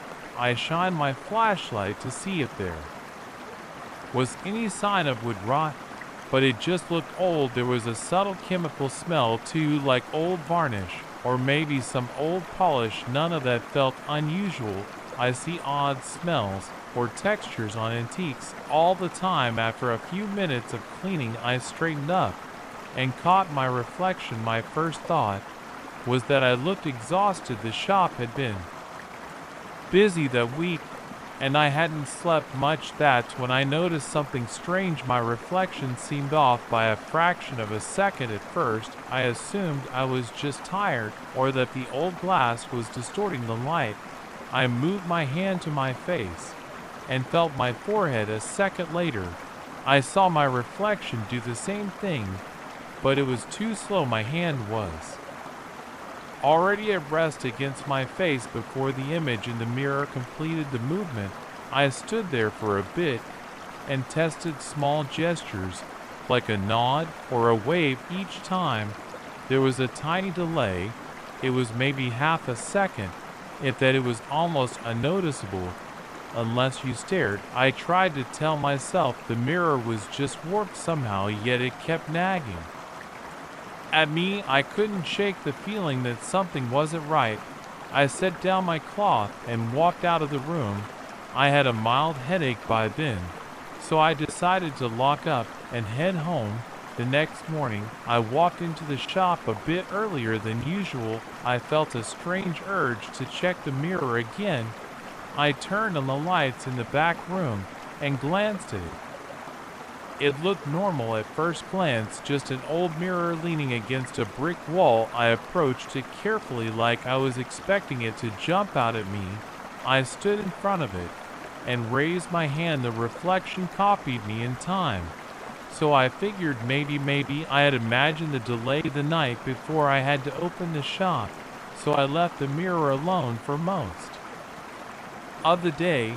But it never left my mind. Later that afternoon, a regular customer came by. He asked if I had any new finds. I gave him a quick tour of the stuff I had acquired recently. I showed him a vintage lamp, some brass figurines, and I debated showing him the mirror, but I decided not to. Something about the mirror felt personal, like I wasn't ready to sell it yet. He eventually left with a small silver box. After that, I went back to the mirror. This time, I felt more alert, and I wanted to run a simple test. I stood in front of it and lifted my right arm fast. The reflection followed. but I noticed maybe a 1 second delay. Now it was definitely there. I put my arms down and moved them up again more slowly. The reflection lagged again, just enough to catch my attention. I tried walking away from the mirror, and I watched it out of the corner of my eye. The reflection walked away too, but half a beat later I began to sweat a bit. The room felt stuffy, even though the air conditioning was on. I felt my palms getting clammy, and I had this tightness in my chest, like I was waiting for something else to happen. I stepped closer to the mirror and leaned in, trying to see if there was something embedded in the glass that could cause a delay. I didn't see anything, just my own face staring back. It was a little unsettling to see my face not move exactly when I did. I blinked quickly a few times. The mirror blinked, but always a bit slower. Over the next few days, the delay got worse. It went from half a second to a full second, then to almost 2 seconds. One evening, I closed up the shop and stood in front of the mirror for what felt like half an hour, just experimenting. I waved my arms, I made faces, I jumped up and down. Each time my reflection repeated the action, but it was always behind me. By a couple of seconds, my heart started pounding harder each time. I noticed the delay growing. I felt small drops of sweat rolling down the sides of my face. My breaths became more shallow and quick. I had this steady nagging fear in my gut, like I was on the edge of discovering something I wouldn't like. I wiped my forehead with a rag and stared at myself.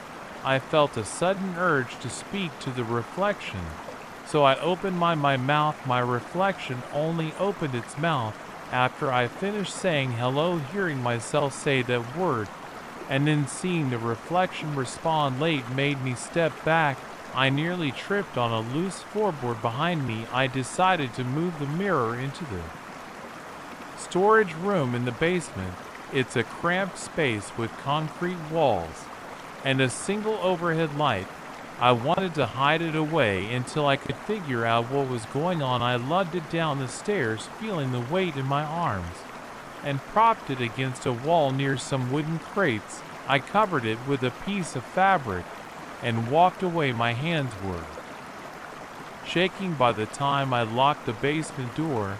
That night, I tried to sleep, but I kept replaying the image of my reflection lagging behind, like it was trying to catch up but couldn't. A couple of days later, I realized I needed to sell something expensive to cover some upcoming bills. My mind went straight to the mirror. Victorian pieces can fetch a good price, especially if they're in decent shape. I decided I was going to take a few pictures and see if I could find a potential buyer who specialized in old mirrors. Even if it had this strange delay, maybe that was just a quirk in the glass that someone else might find intriguing. I went to the basement and pulled off the cover. The mirror looked dull. Dust had settled on it in just a couple of days. I wiped it off with a cloth. My own face stared back, and for the first few seconds it seemed normal. I lifted my hand to wave. The reflection didn't move at all. I froze, my heart pounding. Then, after about 3 seconds, it finally waved back. I let out a shaky breath. I took out my phone to snap a few photos. The reflection in the phone screen was odd. My reflection was in a slightly different posture than I was. It wasn't huge, but enough to notice.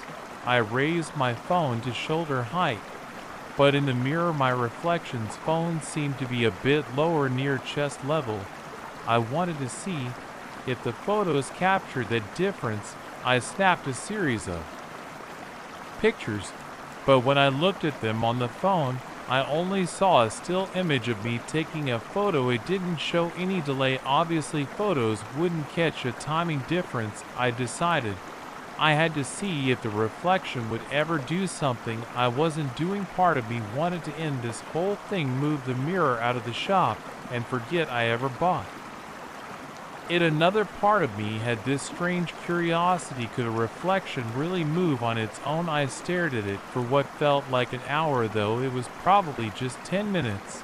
I stood there not moving, just breathing. My reflection stood there too, but it blinked a moment or two after I did. I felt my heart rate spike when I realized it didn't blink every time I blinked. Sometimes it would remain staring. When I had already blinked twice, my eyes started to burn from trying to keep them open or track my reflections blinking. I stepped back and leaned against a stack of crates. My legs felt shaky. Over the next few days, I found myself drawn to the basement more often. I would take short breaks from the front of the shop, wander downstairs, and look at the mirror. The delay grew each time it reached a point where it was almost 5 seconds behind. I'd raise my arm, and I'd see my reflection stand still. Then, after a few seconds, it would lift its arm.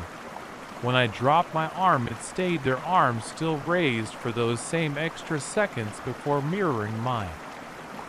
Move. One afternoon, I decided to test the reflection again, but in a more careful way. I brought a small stool and sat in front of the mirror. I set an old clock on a crate next to me so I could measure the delay. I would nod at exact times and watch the reflection. It always did the same action, but about 5 or 6 seconds later, now my breath felt shallower and my mouth was dry. I kept swallowing hard because my throat felt tight. Then something happened that made my stomach twist into a knot. I scratched my cheek, a small, quick gesture. My reflection didn't move at all. For a few seconds I watched and waited, expecting it to catch up and scratch its cheek too, but it just stood there. A moment later, it scratched its opposite cheek.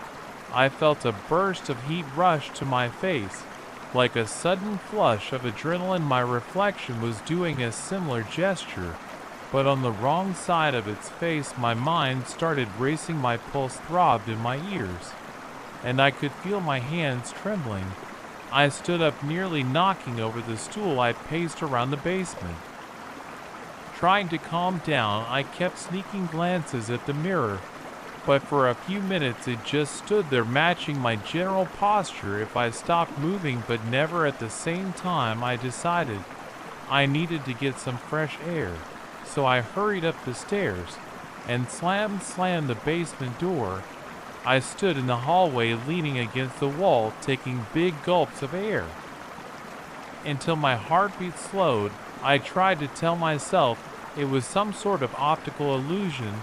Maybe the old glass was warping my perception of time or movement, but deep down I knew that didn't make sense. There's no ordinary flaw that would cause a reflection to act on its own or do a reverse gesture. I looked at the time on my phone. I still had a couple of hours before the shop closed. I felt drained, so I forced myself to focus on routine tasks. I greeted a couple of customers, handled a sale of a small desk lamp, and acted like nothing was wrong that evening. I went back down there with a flashlight.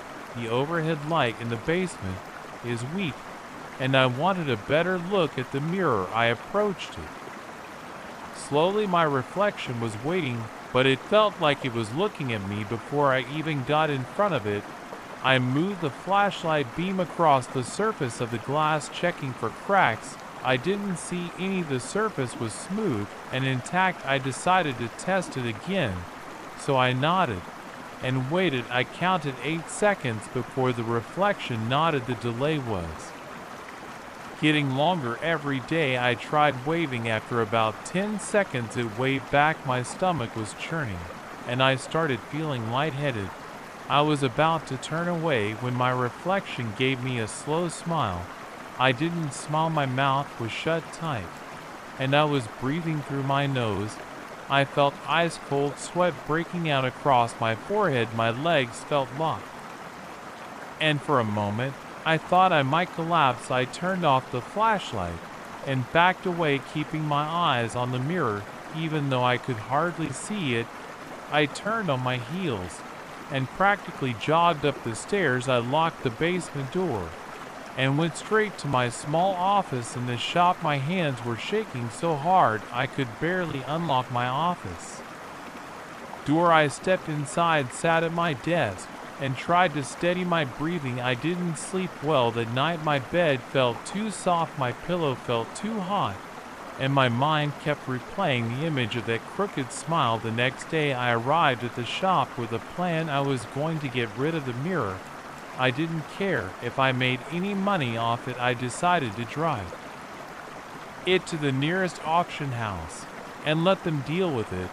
I didn't want to face it anymore. When I got to the shop, though, I felt like I owed it one last look to make sure it was still there.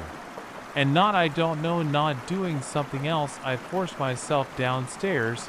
I kept the lights off at first, but then I flicked them on. The mirror was leaning against the wall. The reflection was there, but I saw it moving a second or two before I stepped into view. It straightened its posture as if it had been slouching. I felt my throat tighten, and I clenched my fists. I walked closer and stopped about 3 feet away. My reflection stood still. I lifted my arm halfway, not a full gesture, just a slight lift. 10 seconds passed, and it lifted its arm all the way above its head. I stumbled back, almost losing my balance. My breath got stuck in my chest.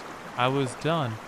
I went to grab a tarp from a shelf. I planned to throw it over the mirror and carry it out to my van. As soon as I turned around, I saw that my reflection was doing something different again. It leaned forward, pressed its hand to the glass, and stared out with this intent look. My heart hammered in my chest so hard I felt it in my temples. I rushed forward, tossed the tarp over the mirror, and avoided looking at it. I heard a faint tapping sound from underneath the tarp, like a fingernail tapping the glass. I yanked the mirror up, practically hugging it against my body, and shuffled my way to the stairs. I kept hearing that tapping. My arms ached from the weight, and my mouth was dry. Each step upstairs felt heavier than usual. I moved through the back room, went out the side door to my van. I slid the mirror inside and slammed the door shut. I took a minute to catch my breath. My hands were shaking, and I felt sweat soaking through the back of my shirt. I got in the driver's seat and started the van. I pulled away from the shop, trying not to think about the mirror in the back. I could still hear that faint tap in my mind, even though I knew it might just be my imagination. I drove toward the auction house with both hands gripping the wheel knuckles. Why'd I wanted that mirror out of my life? No one died, and there were no kids involved, but I still felt like I was in danger. I can't explain how a mirror can do something like that, and I'm not going to try. I just wanted to get rid of it and never see it again. That's all I can say even now when I think about that reflection moving on its own mind. Pulse starts racing. I never put that mirror up for sale in my shop. Instead, I left it at the auction house with minimal paperwork. I never followed up to see if anyone bought it or if it ended up in some storage facility. Sometimes, when I'm alone in my shop late at night, I'll notice my reflection in a regular mirror, and for a split second I think I see it. Lag, my stomach clenches, and I have to look away. I might never get over that feeling, but I'm just grateful it's gone from here. I never thought I would hear old music sneaking into my recordings. That first day I sat in the main booth at the Crown Bell Theater adjusting the audio levels for a rehearsal. I noticed a strange hum under the mic, so I isolated the signal. I expected room noise, maybe static from a mic cable. Instead, I got a faint tune that sounded old. It was gentle but clear, and I knew it wasn't part of the rehearsal. It made me freeze for a second. The theater felt colder than usual. I looked through the glass window and saw the actors on stage warming up their voices. None of them were singing that melody. I remember checking each channel one by one to see if there was some hidden feed or a stray radio frequency. Nothing made sense. That was the moment I realized something very odd was happening. My name is Anthony. I'm 34. I've worked as a sound engineer for about 10 years. I've handled everything from rock concerts and small clubs to big events at outdoor arenas. But this historic theater job was special. The Crown Bell Theater was built in the 1930s. I accepted the job because I liked the vibe of old places. I liked the solid wood floors, the thick velvet curtains, the heavy backstage doors. I liked the sense of history in every corner, but I never guessed that history would push its herd. I didn't want to scare the stage crew or the cast. I just saved a separate audio file labeled an unknown noise and tried to move on. My shift ended late. I packed up my gear around 11 at night. The cast had left an hour earlier, and the crew was finishing up the lighting checks. I walked through the empty hallway that led to the exit. I felt a slight draft. The building always felt drafty at night. I heard a squeak from the old floorboards. My heart beat a little faster than normal. I shrugged it off and left. When I got home, I replayed the clip. The melody sounded like it came from another room or from behind a wall. It was definitely an older style. The audio was scratchy, but it had a certain warmth to it. I wondered if it could be a radio station drifting in through cheap equipment, but my gear was professional grade, and the theater's location didn't usually get random signals. I also checked the building schematics. The walls were thick, and the electromagnetic interference was minimal.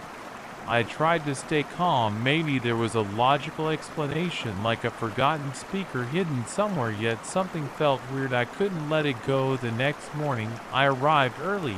I went straight to the stage area to inspect every speaker and cable. The stage had classic floor wedges plus overhead clusters. I traced each cable run, opened the patch panels, and confirmed that everything matched the current setup. There was no sign of an old feed or hidden line. I moved on to the dressing rooms. The floors creaked, and the light fixtures flickered. My chest felt tight. I tried to slow my breathing. I told myself I was just tired. I checked the control room next. The old analog board from decades ago sat in a dusty corner. The current digital console was set up in front of it. I tested each mic input with my headphone feeds on one after the other. No static, no odd hum. Rehearsal started at noon, so I positioned myself behind the new console. The actors were going through a scene. I recorded the ambient sound for reference. My spine tingled when I heard that same faint tune again in my headphones. This time it sounded like a big band orchestra piece. It had a steady drum pattern and horns. I swallowed hard. I pulled down all the live mics, but the two MOs still leaked and it was quiet, like something playing far away. My hands started to shake. I saw the stage manager frown at me through the booth window, probably wondering why my face looked so tense.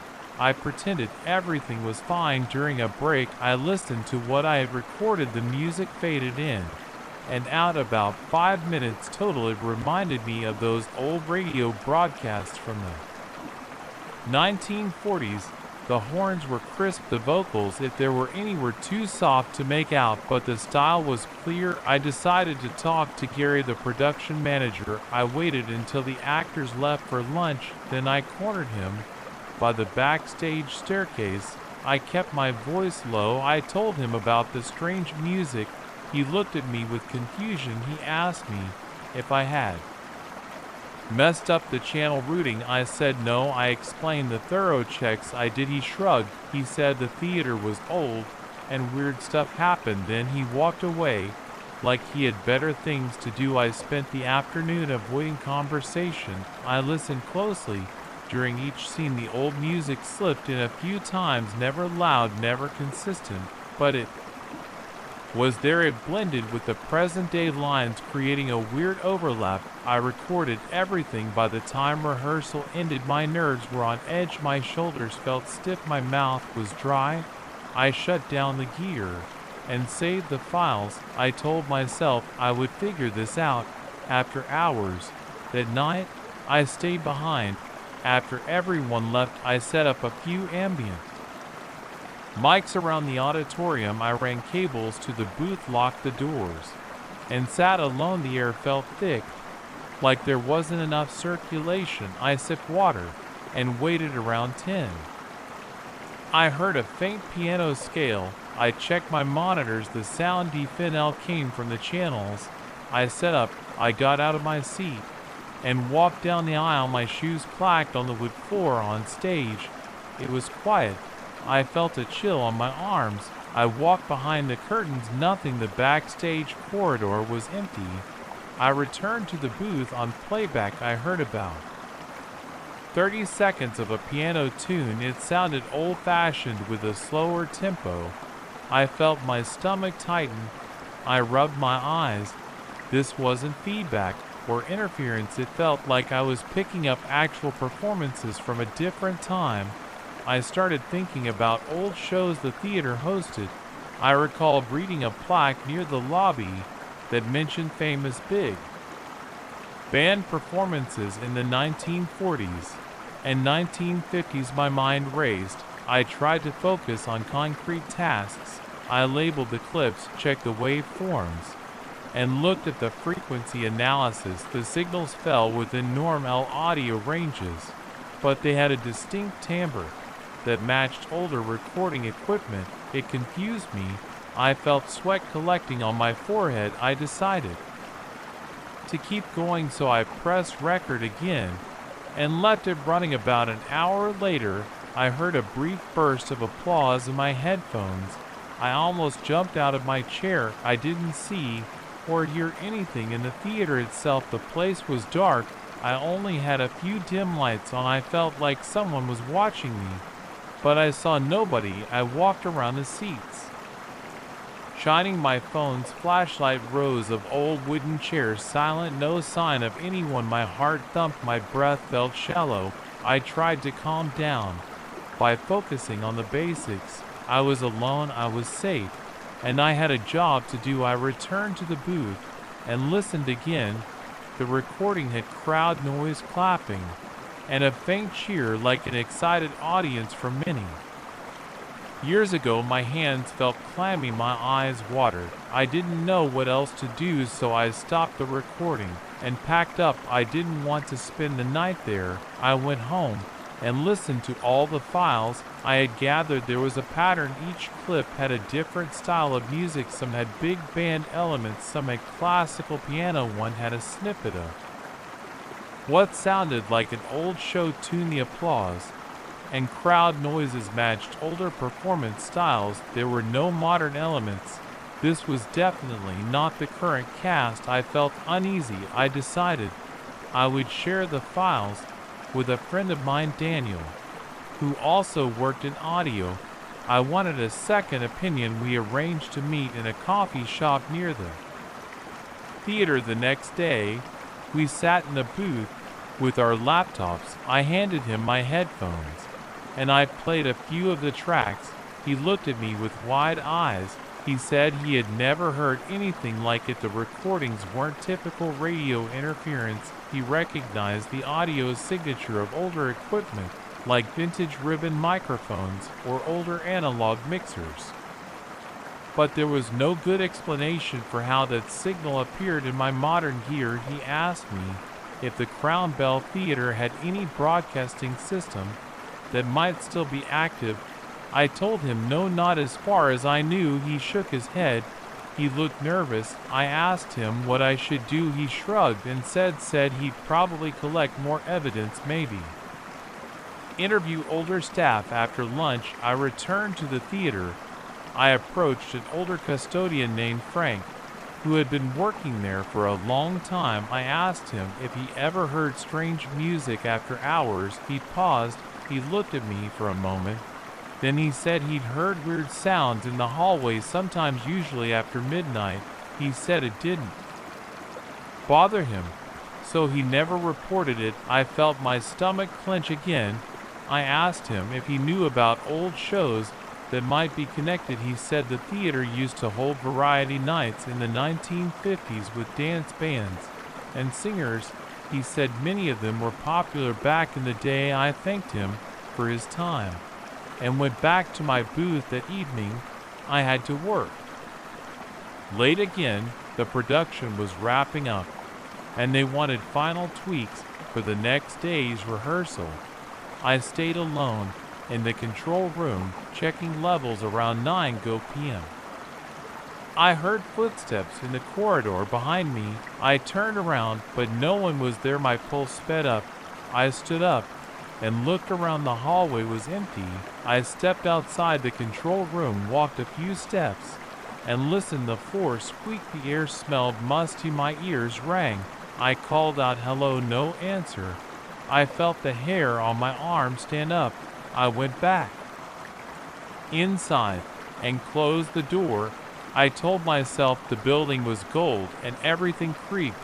I decided to record one more ambient track that night. I set up a single condenser mic in the center of the auditorium. I rolled a long cable back to the control room. The place was silent, except for the occasional hum of the HVAC. I dimmed the lights and watched the waveform on my screen for about 15 minutes. There was nothing. Then I noticed a small spike. The line rose a little bit. My heart beat faster. I turned up the monitor volume. I heard a slow saxophone melody about 10 seconds long. Then it faded. My hands started to sweat. I kept the recording going. A few minutes later, I heard faint laughter, like a small group of people enjoying the show. It lasted maybe 5 seconds. My chest felt tight. My legs shook under the console. Then the channel went quiet again.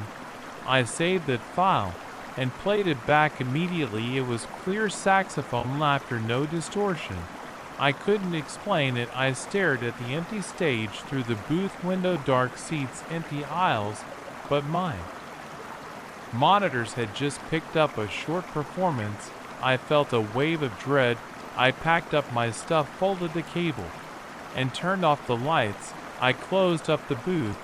When I stepped into the auditorium to collect the mic, I felt cold air. I scanned the rows of seats with my phone flashlight. Everything was still. I grabbed the mic stand, my heart pounding, and hurried out. That night, I barely slept. The next morning, I tried to keep it together at work. I felt jumpy. The cast asked if I was okay. I lied and said I was just stressed about the show's schedule.